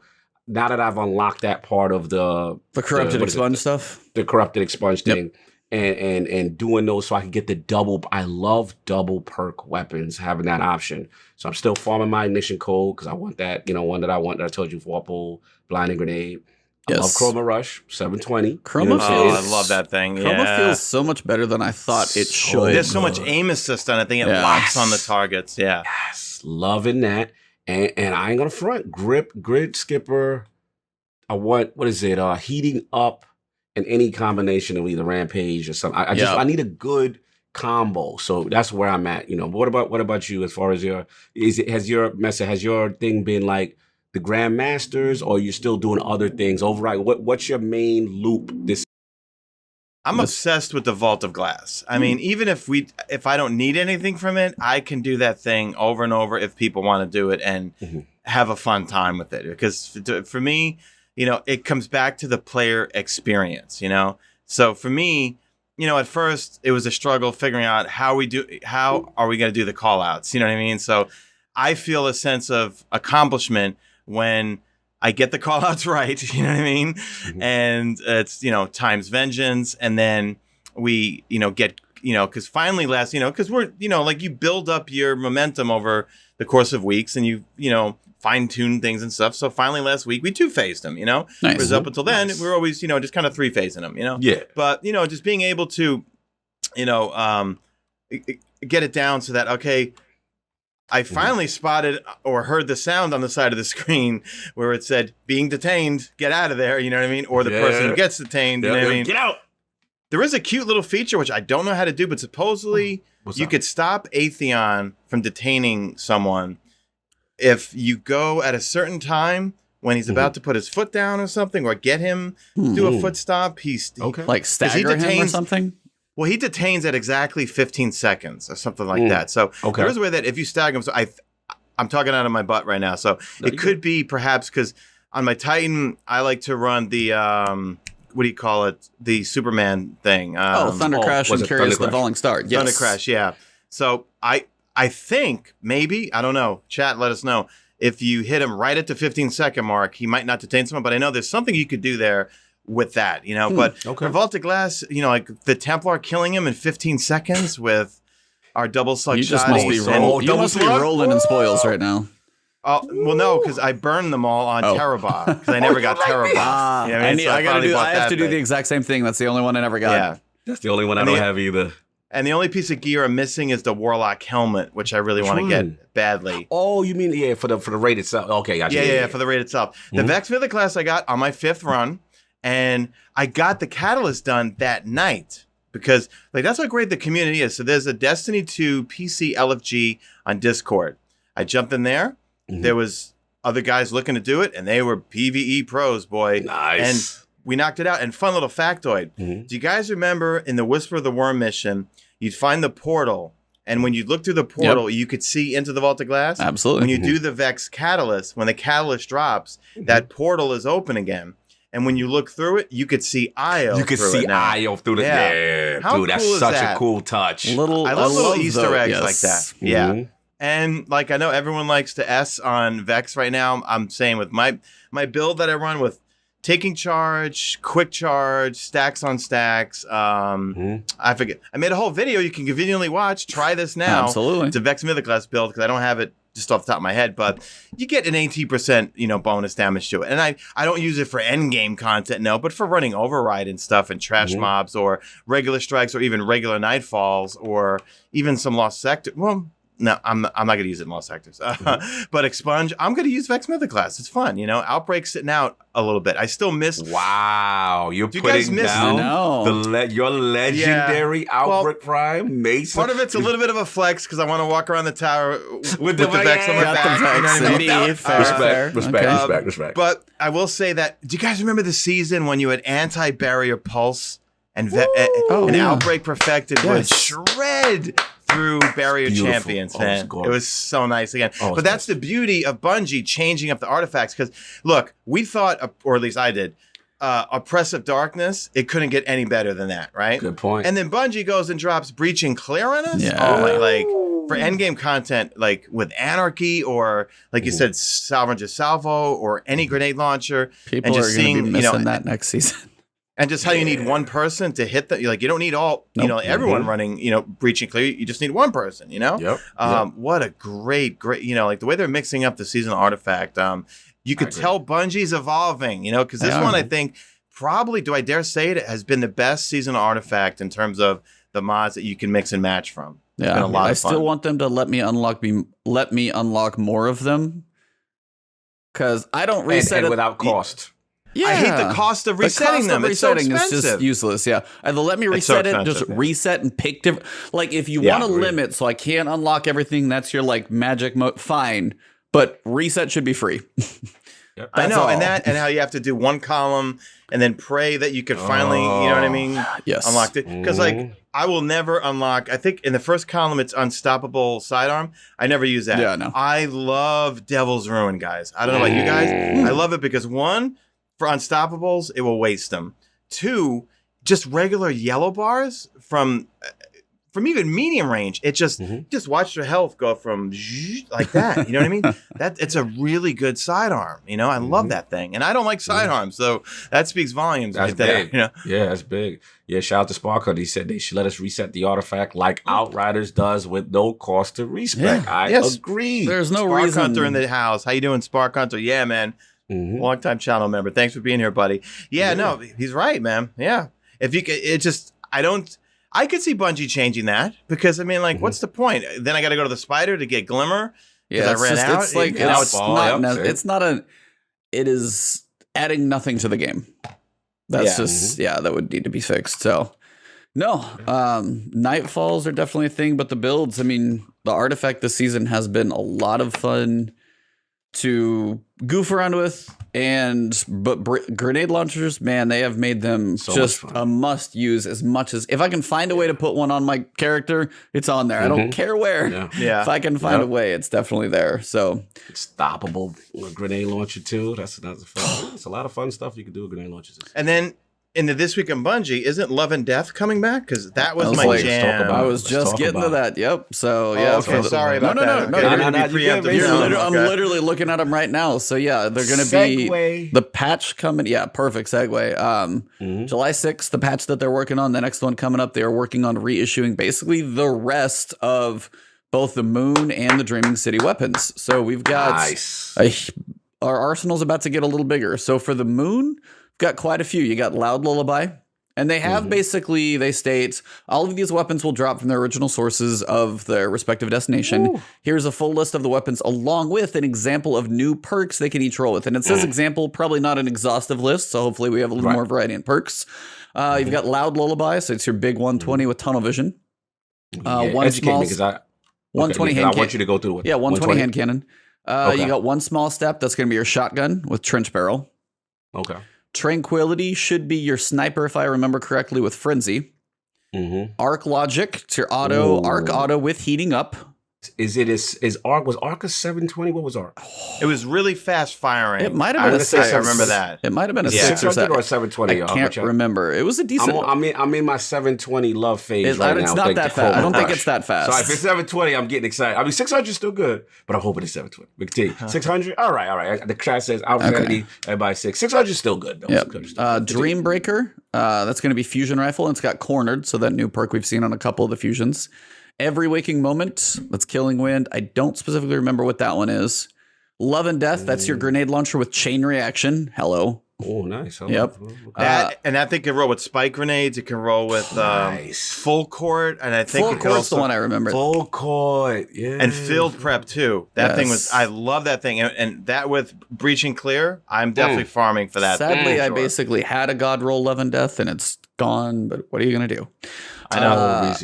A Fine Memorial. That's got to be like a submachine gun. I don't remember. Adrenaline Junkie. I don't honestly remember what that one is. And Night Terror. That's a sword, and it's got one for all. For Dreaming City, we're basically getting our final misses. We've got Tiger Spite coming with Frenzy. That's got potential as an auto rifle. Mesa's so happy. He's excited. Love the Tiger Spite, man. Aim assist galore with Kill Clip and Outlaw. That thing was amazing. Yeah. Let's go. And then we've got Twilight Oath, which so many people enjoy sniping with, coming with Vorpal.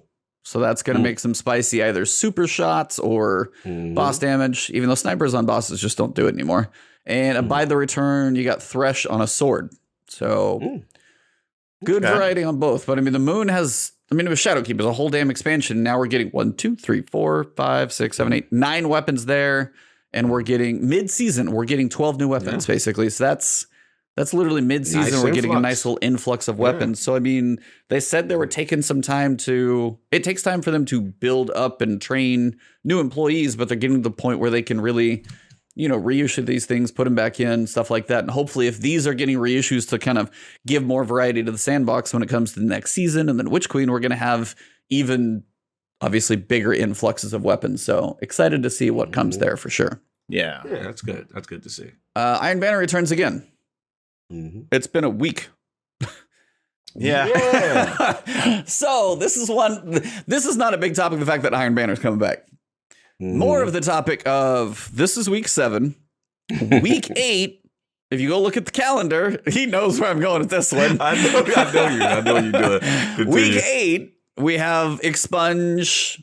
We're going to have the Corrupted Tartarus. So that's the last Corrupted. Supposedly there's one more. I'm not going to say anything, but supposedly there's one. We have to face Quarry at some point. Don't know how or where, but that's something. But outside of that, Solstice and Iron Banner is the rest of your season. And I feel like it's going to be Iron Banner. They said one other. So you're probably going to take a break after Solstice. But man, I feel like you could do just Iron Banner every other week right now. But this leads into season 15. I want to see if we can go an over-under on how many Iron Banners we're going to have before Witch Queen. I knew you was doing this. I knew this was good. Chat, I want to know as well. I want an over-under. Like, give me a number. What do you got? Like 6, 7, 8? How many Iron Banners do you guys expect in season 15 before Witch Queen? Are you implying that there's a content drought and Iron Banner is being used to supplant this lack of content? That's what we're implying? I am 100% yes. For season 15, because we know there's a delay. That's why. I'm kind of curious. I know we're going to have Festival of Lost. That'll be a couple weeks, 2 or 3. You're going to have Dawning. They'll definitely not do it during that time. That's their break. But, I mean, you have August 24th, say even through February. I just wanted to get your guys' guess. How many do you think? Because, I mean, we've had 3, 4. This one might be 5 this season for Iron Banners, if I think correctly. So what you think, Mesa? I don't know, maybe 9 or it could be 9 or 10. I think at this point, you know what I mean. But you know what? If Bungie, because I believe they're back in the studios now, right? Oh, that's right. Yeah, it should be. Hopefully, don't know if they are. They actually probably could be. I guess because some of the developers tweeted pictures of them outside the studio, and then Christopher Barrett tweeted out a picture of Lars. Yes, and that's right. Scott Taylor, which you clearly could tell they were. I think, my opinion, they were filming a Vidoc. I think we're getting a Witch Queen Vidoc this summer to start hyping things up. So what I'm hoping is because one of the player experiences I missed from Destiny 1 was I loved Iron Banner because of so many weapons. And I look forward to reaching that end and popping all those packages and seeing what I got. And then also the fact that Lady Efforty always sold God rolls, and how I use Destiny Item Manager would tell you, 99% stat roll or, 100. So I'd always grind my ass off to get those rolls and stuff. So if they could introduce some more weapons, and also if they could get rid of the Haunted Forest. I am so sick of the Haunted Forest. My dream is this. Okay, I love the European Aerial Zone. Okay, love the European Aerial Zone. Me too. My dream is a haunted European aerial zone. Okay, you know what I mean? Just to mix it up a little bit, But I would be okay with that. That would give it a little mix. Yeah, because like the haunted. Yeah.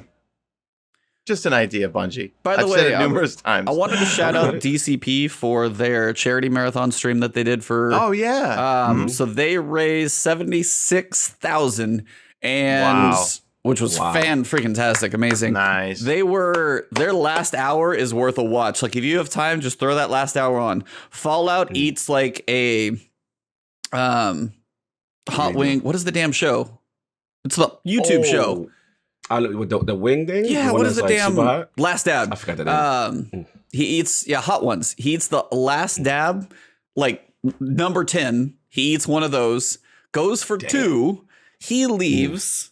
Mercules comes in, not a big fan of spice, goes straight in on a habanero, just like almost shuts down.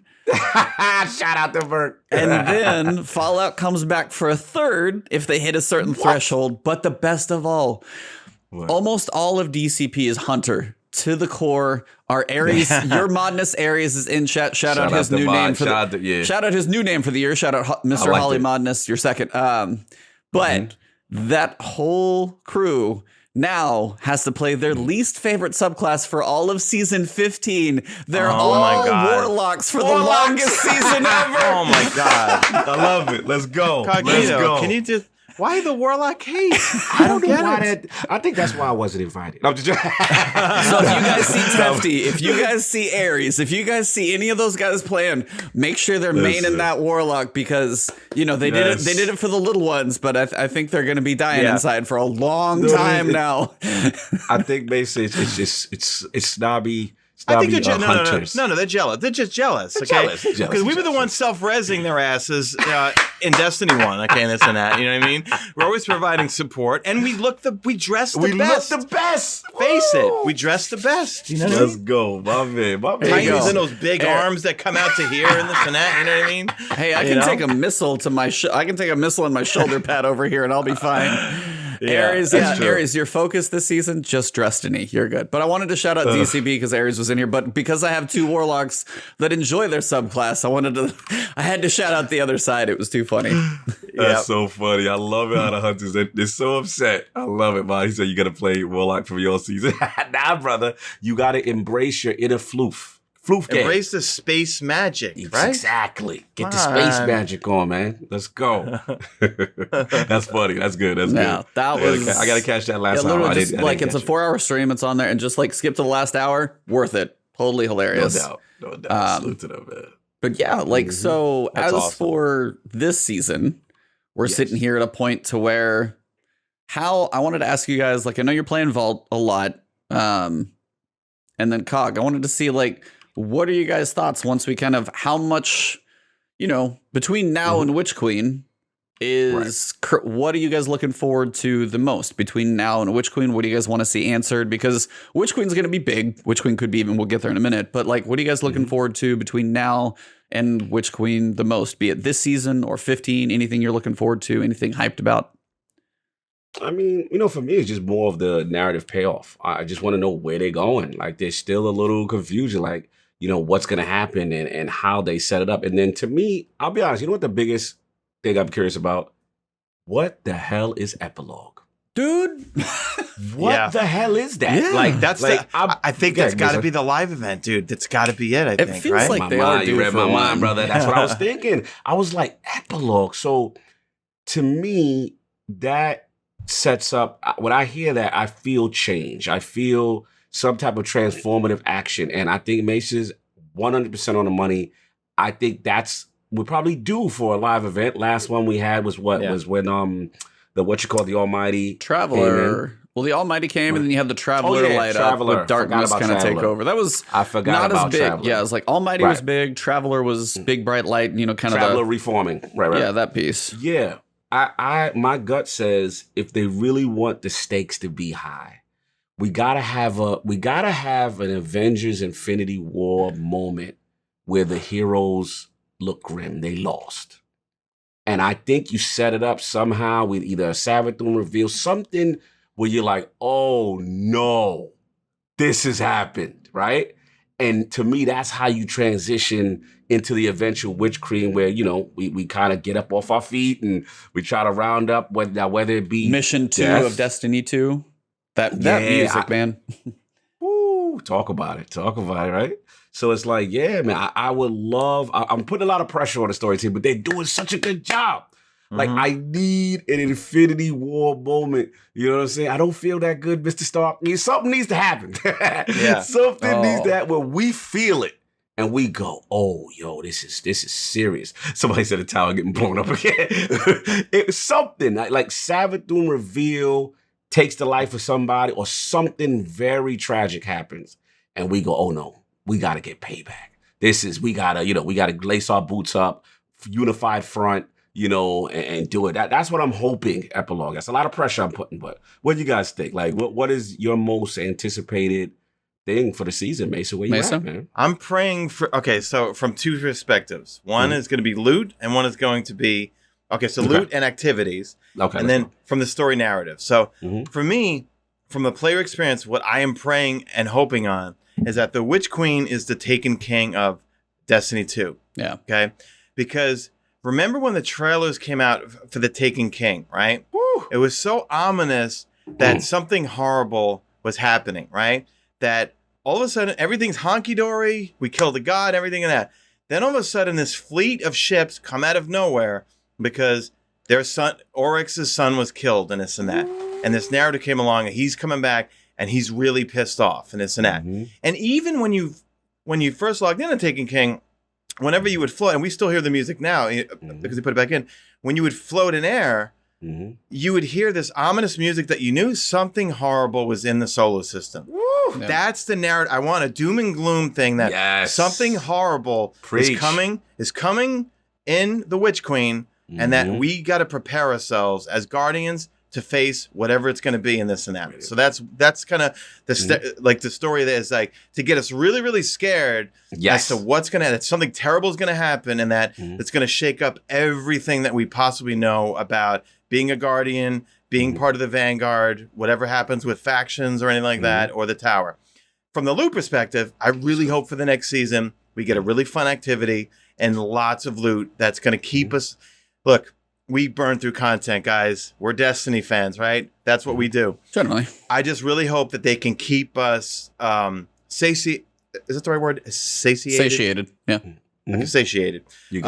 Throughout the season with lots of loot, and whether it's reissues or new guns, but lots of stuff to keep us occupied until the Witch Queen, comes out. So two fronts, that really frightening narrative that not something good is happening, something scary is happening. Because I still go back and get, it's corny as hell. I don't care, but I get chills watching those Taken King trailers. When, there's like the mini one where it's like, Oryx is coming to get you, Guardian. You killed his son. You know what I mean? And then also you see the ship, you see the Dreadnought, and you see all the ships, like flying in, and then, oh my God. And then, like seeing Aldrin, and like the Queen flying, and then solve bottles to no one. Dude, that straight up Star Wars from the like the original trilogy fights. You know what I mean? Like those cutscenes were insanity. And then like the thing, like Marasov does like whatever she does, and this huge explosion hits and causes a crater in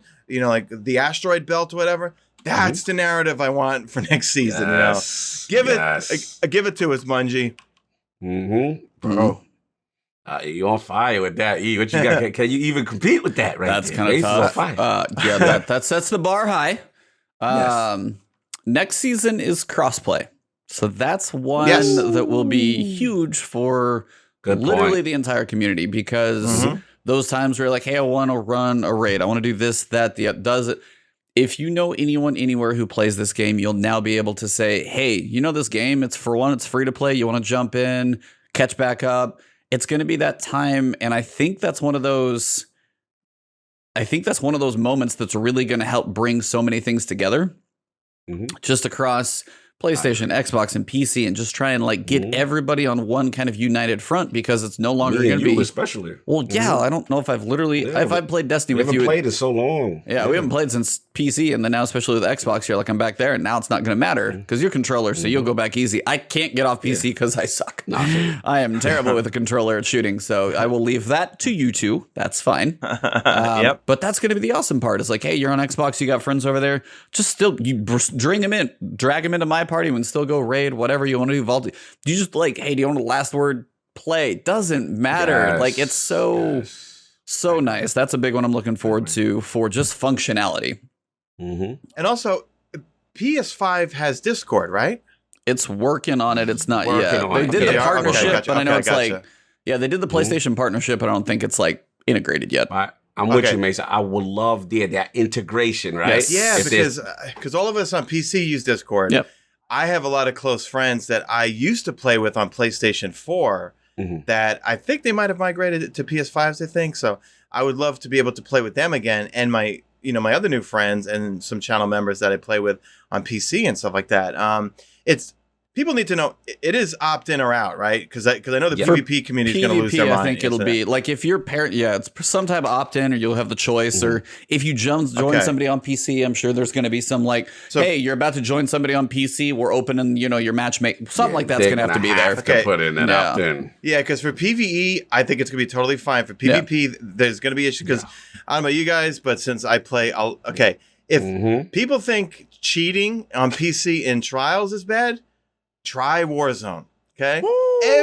I forgot. Someone said that there was some percentage of how many people in every Warzone game are indeed hacking.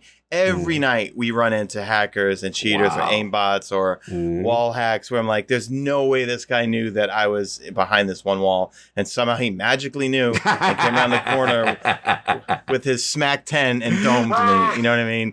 So, but yeah, that's the big problem. And I also hope Bungie rolls out more anti-cheat things, and I'm not a developer, so I don't know how difficult it is. I mean, because Activision, I don't know, they've been banning a lot of people, because every time we suspect that we're getting cheated on, you have a little button on your controller, I think it's L3, that you can report, the player. But that's the problem with PC, is there's a lot of cheating, so for PvP, it's going to be brutal, but for PvE, I think it's going to be great. Yes. Yeah, PvE, it'll be a godsend for everybody to be like, just doesn't, because PvP, and that was the cool thing. Did you guys do the crossplay playlist? Did you do the couple strikes you could do? Yeah. It was, it literally was effortless. I literally couldn't tell. Like nothing changed. I don't know if I got paired with PC. I don't know who, and I think that was the point.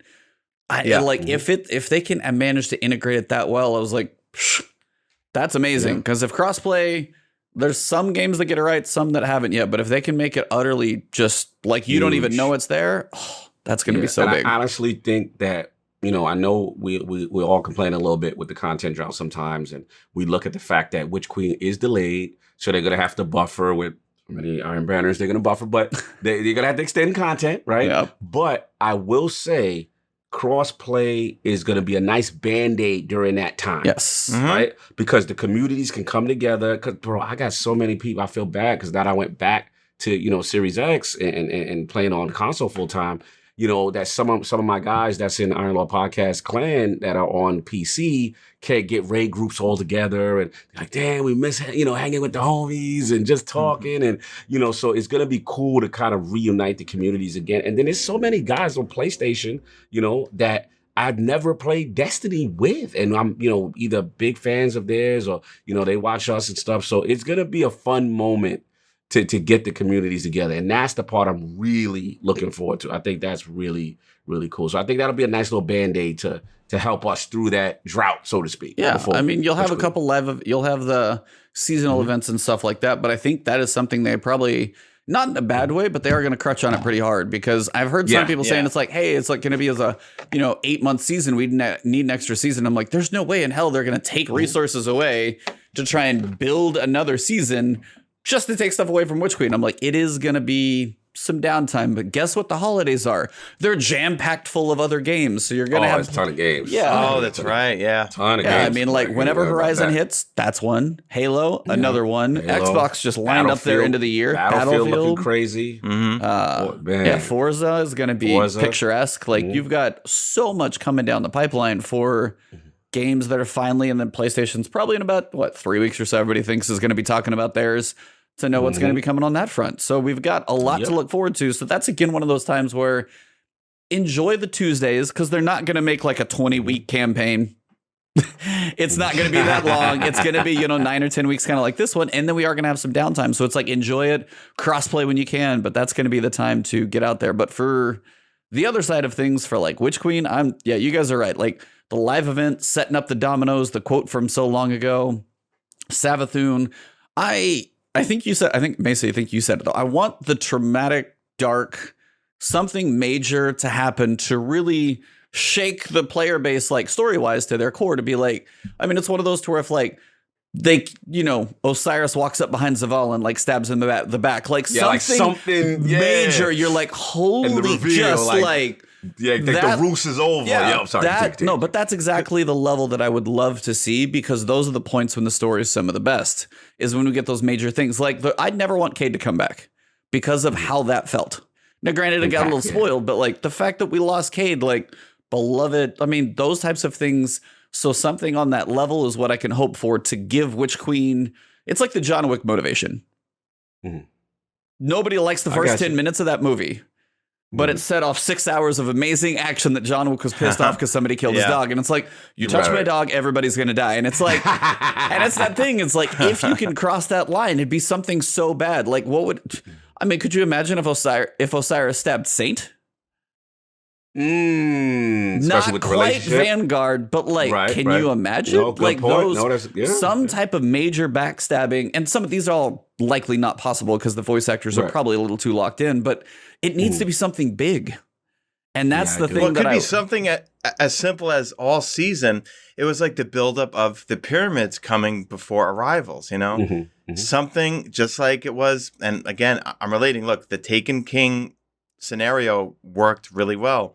Something is entering the solar system, and all season long, either weird things start happening on various destinations, right? Oh, I would love weird things start popping up, and then all of a sudden, the Vanguard scouts or Ikora's Hidden start detecting transmissions outside our solar system of something is arriving and is coming, and it's slowly.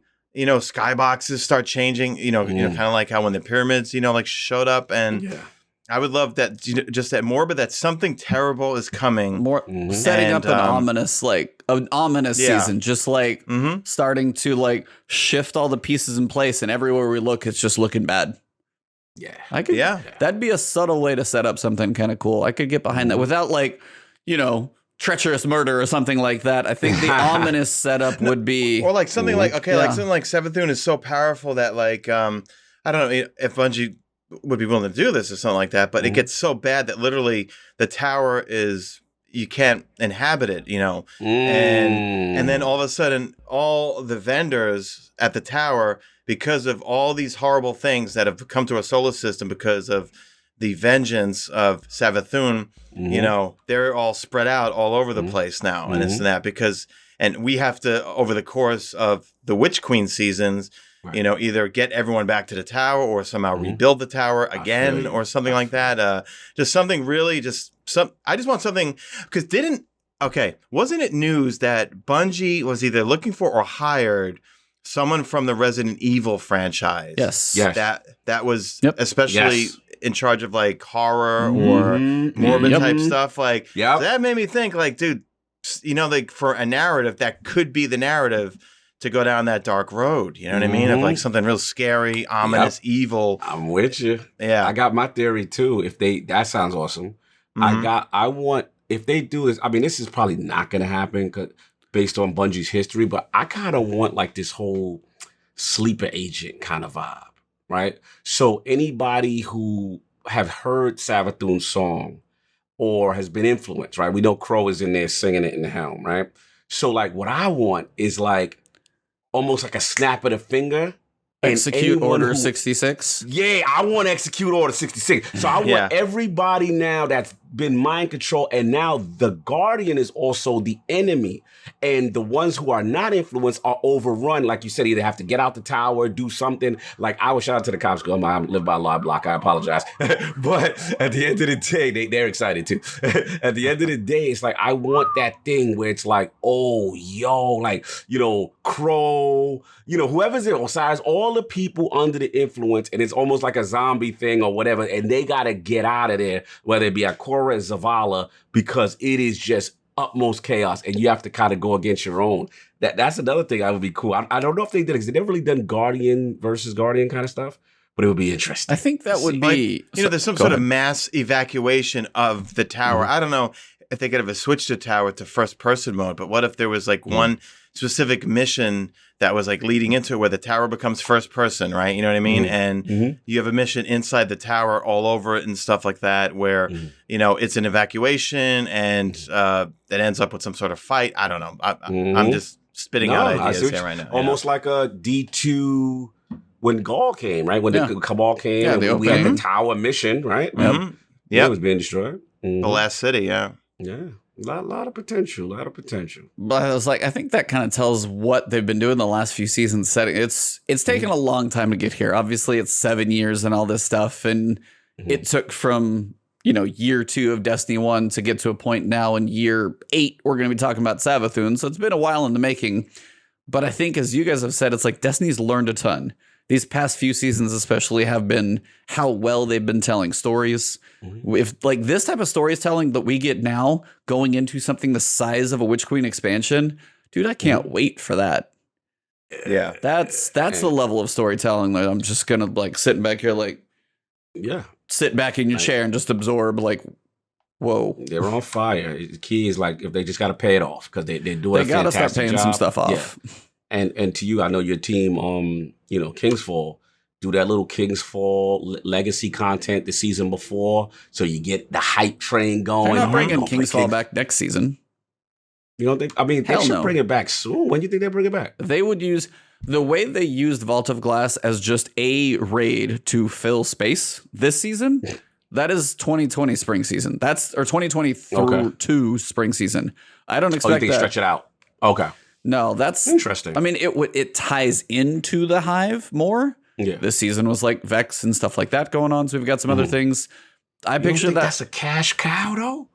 You throw that low. I would be dead season, Lord, if it was next season. It's a long. It's so fast. Yeah, yeah. They don't. They'll cannibalize again. We already saw that they took away Deepstone Crypt's pinnacle status. Yeah, you're so it's like if you do that to Vault of Glass, then you shoot it in the foot, and then you run out of stuff to bring in. Yeah. No, that was like my guess. That's like, you know, what the hell is it going to be? So we're in season 15, 16, 17, 18 is where I would put that. Because 16 would be Witch Queen, 18 is where I'm going to bet King's. If it's coming, it's there. That's my bet. Okay. What if they really threw us for a loop? And next season, everything is based around Siva. And all of a sudden, Siva makes its comeback. And what a convenient time to bring back Wrath of the Machine. You know? And Axis, then I might as well throw any idea I have out the window, because dear God. I mean, could you imagine? I mean, I personally, Rise of Iron was one of my favorite favorite experiences, because, you know, the Plague Lands, you had... Yes. What was it? Archon's Forge. Right? Yeah, Archon's Forge was fun. Fire. You had Wrath of the Machine, which... yeah, I mean, one of the most fun raids, man. That was so much fun. You know what I mean? I just remember, you know, I was like, I think that would break where we're heading, but it would be a curveball I wouldn't expect. I can tell you that, but I think it would break where some of this is heading, because the only one way I could see that, and this is a huge stretch, but I don't see it, would be some way to incorporate Rasputin back into our Avengers lineup. Yeah, that's the only way I could see. We need him. Like, that would be a way to bring him back in, but it also would seems strange, but like that would be a way to bring him back in, but I also see it as a stretch. It would be, I would have no idea it's coming. I can tell you that would be a surprise. But as we're leaning into Savathun, it feels like if they do that, it would be later. Yeah. Listen, they got a lot of content they can bring back to the Legacy Vault, man. Yeah. Yes, I'm excited. I'm excited, man. A lot of stuff they can do. Yeah. Mm-hmm. Well, you got anything else, Cog? For Mesa? No, I think we hit a lot of the major stuff, and dude, just like I said, I'm excited to see narratively and where this thing goes because they got us on the edge of our seat, and it's fun. It shout out to them because we've always wanted this moment from Bungie. We know this lore was great. From D1 we knew it was great, but it was just a matter of putting it together cohesively and saying, okay, and now they're doing it and knocking it out the park. So I just want a good payoff. Where is this going? You know what I'm saying? And let's do it. Yeah, it's the cool thing. We get Witch Queen, and we're not done. We know there's 2 more years. So as big as we hope Witch Queen is, it's the start of the end, which is It's not. It's. I don't believe that, dude. you don't believe there's look. Let's go. What was it like? Witch Queen, Lightfall, and 1 more. That's what I remember. I thought they said. What you think, Mesa? My personal opinion is, as long as people play this game, I think they're going to still make it because I feel like I could have sworn there was an interview or so with, I think it was a Japanese magazine or something where they still have future stories to tell past Lightfall and stuff like that. Because I know a lot of the audiences think, or at least my audience think, okay, Lightfall's over. They got this $100 million from NetEase. They're making Matter. Like they're getting rid of Destiny? That they're going to end the franchise. No, like Mike doesn't think that. No. All I'm saying is like, okay, my bad. They said the Light and the Dark saga would kind of wrap with like year 10. Theoretically, is kind of what they said from the beginning. But also, as you said that, like they've got more stories that they want to tell in the universe. That's a point where I see them going true next gen. Yeah. Because I honestly, I mean, that's the thing is like right now on the way I see this, like they've supported last gen for so long previously. I expect them to do that for the last 3 years because it is like, they're probably going to go for a very long time with last gen because it helps support them. They have the free to play model. They have a big base that's going to do that. People don't upgrade for a while. So, I mean, they know their numbers to know how long they're going to support it. And if this completes this saga, it's not like, hey, year 10, next gen only. It's like when they get that close to a finish line. Now, like Destiny, fill in the blank what's after 2 and whatever comes after Lightfall. Yeah, I would love to see them go full next gen at that point with a new piece of Destiny, whether it's legacy, like what it's like in the Golden Age or something far beyond what happens. Yeah, they could do a prequel or something. I mean, like, what if they did a prequel? You know what I mean? Completely different powers and just stuff. Thinking out loud, have Jar Jar Binks in there, No. Hey, Eric's would be, Mason, no. You and Eric's need to talk because he is a Jar Jar Binks fan for sure as well. He be trolling with it. I'm not a fan of Jar Jar. Don't get me wrong. He actually is. But after seeing the last Star Wars, because I am a Star Wars fanatic, okay? Junkie. But to me, I don't like any of the new ones, okay? To me, even the prequels, even as bad as they are, I think are still better than the new ones because they still fit the narrative of the original Holy Trilogy that I grew up on. Yes, I'm with you. So, real random side of Travis would hear. Travis would just go off right now. He's like, Star Wars talk? Now, let me ask you this. He just pops into the show. I am a filthy Star Wars casual, right? I'm with you because I'm OG old like you. So we like the old stuff, right? But I really liked Mandalorian. Oh, Mandalorian's fantastic. I was gonna say, Mesa, you didn't like that? I never saw it, man. Dude, if you like Star Wars even half as much as it sounds like you do, go watch The Mandalorian. 100%. Really? Okay. I am a casual. I think it is the most amazing thing they've ever done. Oh, yes. Go. I've been watching. What you been watching? I don't watch too much TV, but if I have been Sopranos, I watch for the millionth time again. Okay, that sounds I watch fitting. Sopranos over and over. Okay, and then I'm back on Dexter again because I love Dexter. I'm obsessed with moving to Miami one day, and they're coming out with season 10 of Dexter. I heard they were trying to bring show him you back. what he's been up to since he left. So trying to tee that up with So, but I need to check out the Mandalorian. That's it's on Disney Plus. On Mandalorian, please. The intro alone. Oh, is yeah, worth, you love the music, don't you? Oh, is bro, it? that Okay. takes me to a place. Yeah, that's like playing like a quest game or just something. turn on Disney Plus for like 1 month. Honestly, what you got Okay. Disney Plus for a month. If you can, depending on how much time you have, you might have to go 2 months. You got 2 seasons of Mandalorian, and if you like any of the Marvel movies, you got WandaVision, or Falcon Winter Soldier, Loki's out. and then Loki's out Loki now, we're too. in the middle of right now. So like you've got turn it on for like a month or two, total money's worth Okay. right there. But Mandalorian alone, yes. Okay. Yeah, I have to check it out. Yeah, if you like Star Wars at all, it is worth every minute of that. It's well done. no doubt. I got distracted. I think we were trying to wrap this thing up, but we Yeah, we're trying to wrap up. Then we went into a fell tangent. off. Sorry. No, Sorry. that's good. Get emotional about Mandalorian, and I'm not even a Star Wars guy. Yeah, Like no. that. Just Mandalorian just hit different. It was well done. I really like the way David Filioni, I think is his name, the guy who did all of the Clone Wars and stuff like that. He is Yes. I will say the way he explained, if you can ever go find, it's like the second episode when they're talking about building the Mandalorian, and it's him talking about what he thought about Duel of the Fates. Do you know what I'm talking about? Mhm. The way he describes what the Duel of the Fates means, like, made me appreciate that to another level. Bro, It took the explanation of like Duel of the Fates, and it's the fate of Anakin. Bro. It's Shout out. Yeah. it is absolutely like one of the. I was like, I will never look at that movie the same. So amazing. So yeah, like the Mandalorian, and I'll try and find the interview somewhere, but it's the interview with David Filioni. It's like a 2-minute clip, him talking about what Duel of the Fates means. You just like, I can't see the movie the same. Like you can't look at the prequels, as you said. You can't look at the prequels the same. It's something else. So no, what his passion for Star Wars is basically what Kevin Feige has done with Marvel. Yeah. Yeah. Shout out to Favreau though. Shout out to Favreau. Oh, Favreau too. He's Yeah, from both of Flushing- those together. He's from where I grew up, Flushing, Queens, man. Say yeah. word.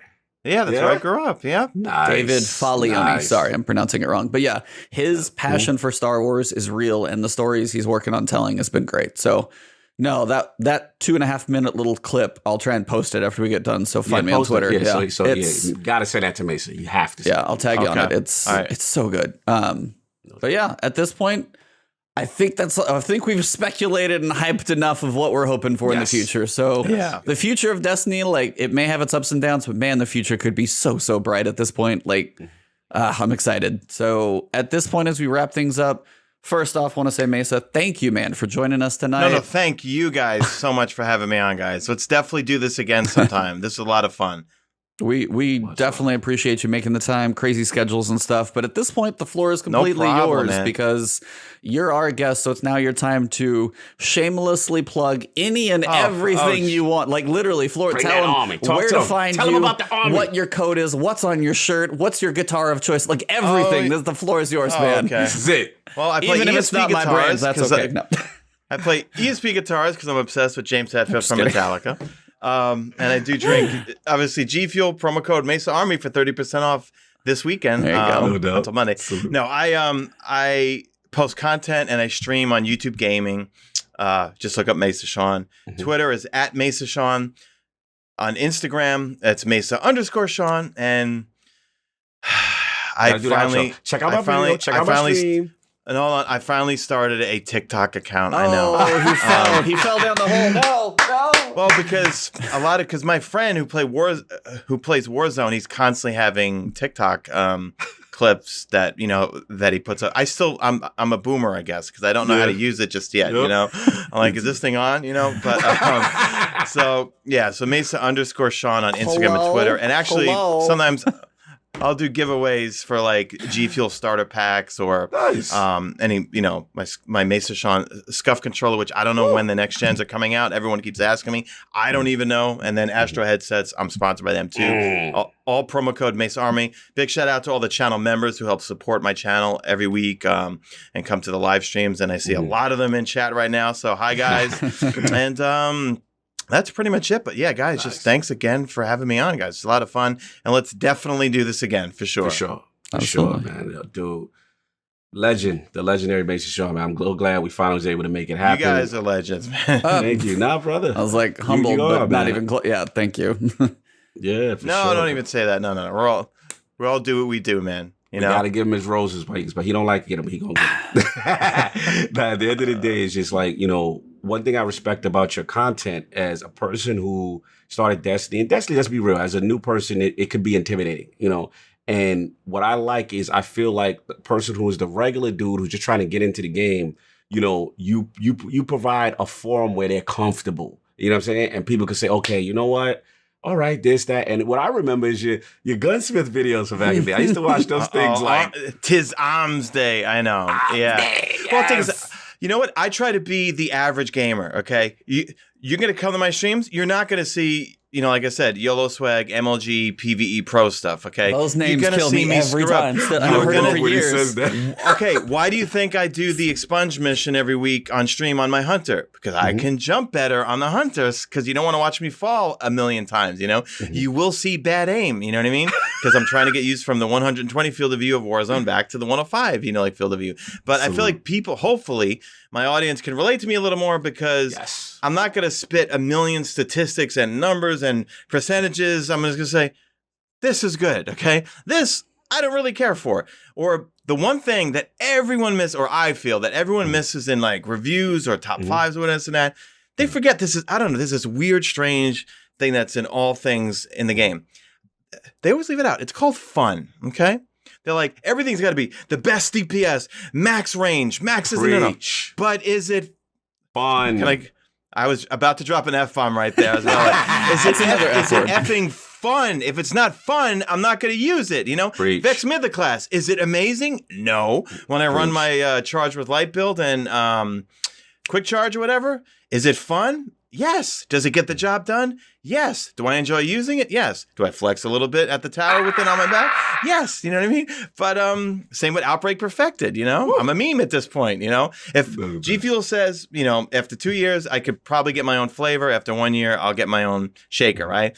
The channel members, you guys are going to come up with the flavor. They've already, I think, kind of coined Mesa Berry Perfected because that's all I ever use. Oh, that's the one. You got to do it. You got to do it. It'll be something that's the with one. raspberry, and it'll be perfected. And if I can, I don't know if it's copyright. I'll have to clear it with Bungie. Maybe I'd like to have little nanites on the actual thing and stuff, or little things that maybe look like nanites.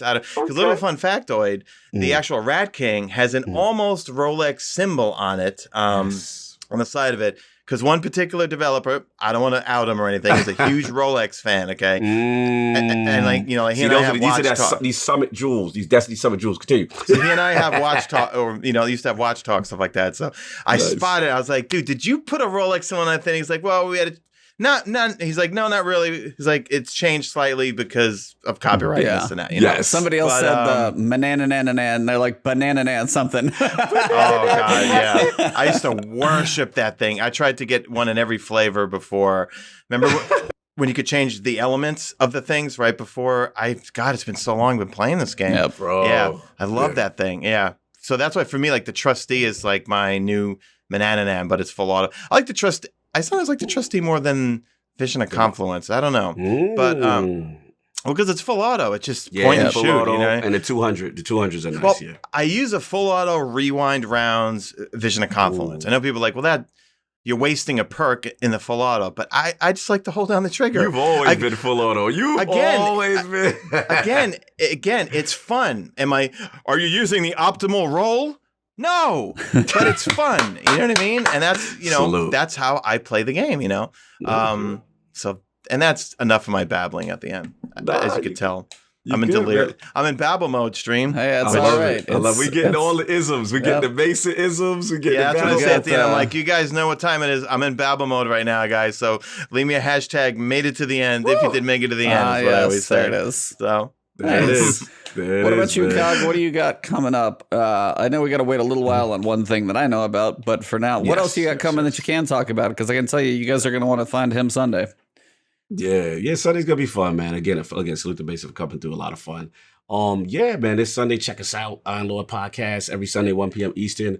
Big one for us, man. We got the Legends of 343. We're gonna have let's talk about some Halo Infinite multiplayer. We have one of the developers from the game that designed the multiplayer specifically. So come check us out Sunday, 1 p.m. Eastern. Every Sunday is the Lord's Day. So if you're into Halo Infinite or you're just excited, you never played Halo like Mesa in a while, and you want to see what's going on, Tune in Sunday, man. We'll have my boy Patrick Wren again. He'll be in the building again. One of the main designers on the new multiplayer. Yes, also the trailer. Everyone's getting hype, but hardcore Halo fans are getting hype. So it'll be fun to check that out. And yeah, man, we got that going. And of course, for your website needs, please go to lordsofgaming.net. Really appreciate that. And also, I know it's a supplement war going on here that I'm not a part of, but I had to support my man E. You know, we got my little shaker for his advanced GG. What do you consume? What's the flavor tonight, sir? What do you got? We had the birthday cake today. It was very good, sir. Nice. Very good. I'm waiting on. I got to get some almond milk with that to get that going on. But also salute G Feel. I see G Feel in the building. Mesa's repping very strong. Salute. You know what I'm saying? So I'm all about the fitness and the supplements to help us, try to get to the gym and get that little energy up. So it's really cool with that. And of course, everybody in here, there's a lot of fun. Appreciate, the last word with my boy Ebatis. You know what I'm saying? And every week trying to have some fun with this Destiny. And yeah, E, what's going on with you, brother? What's popping, man? Yeah, just finished up Mass Effect 1, so kind of seeing what comes next. Nice. If we go straight into 2, I'm not sure if I want to kind of, palate cleanse a little bit, but we will see. Of course, you guys know Tuesdays are Destiny days. Variety on stream. It's Ebontis. A weird name. You can find it easily ever. Ebontis. Ebontis. Cheetah. If you find me, Twitch, Twitter, YouTube, most of those are where I'm at. Of course, Friday's the last word with amazing guests. So again, yeah, Ratchet and Clank, man, that is waiting. I got a monitor coming for hopefully like 4K HDR so I can actually crank some of those settings. So I got a couple games waiting. So when that thing shows up, things are going to look a little prettier. But yeah, again, want to thank you, Mesa, for joining us. Thank you guys. I mean, literally, thanks is all on this end, sir. 5 years in the making for meeting you guys at listening to Guardian Radio, and then you taking over, helping, then us listening and us making a podcast. Then we had Mark on 5-6 episodes ago as well, so got to catch up with him. Yeah. So it's been awesome. Mark's awesome. Yeah, Pipe too. We had the original team. Yep. You were like one of the last. He's like, we got it. It's like we asked Mark about K-Dub, and I don't know if we could ever get K-Dub on. I don't even know if he's around it anymore. We've got a lot of you guys on. He's busy with his business and work and all that sort of stuff. So yeah, fair enough. We appreciate the Garden Radio crew, and we finally got another piece of the trifecta on here. So it's been awesome. But, awesome, thanks guys. But for all of you guys in chat, all of the Mesa Army, thank you guys as well. It's been an awesome show. You guys have been blowing up chat, having a lot of fun, a lot of generosity tonight, gifting subs and everything. So all the follows and love tonight. You guys have been awesome. As for the end of stream, I always like to go raid another channel. So we're actually going to go raid Sarah. It's a very small hat. She's actually going to be a guest here in a few weeks. So go send some love her direction. She's streaming right now. She's a PvP. I don't want to fight her in PvP. Let's just say that. So she'd wipe the floor with me. So go send her some love. Bad names, McGillicuddies over here. Yeah, PvP is not my forte against somebody of that level. So go send it over to her. Thank you guys very much. But for this episode, June 25th, thank you guys very much. Mesa, amazing guest. We have wrapped this episode. For this episode, it has been the last word.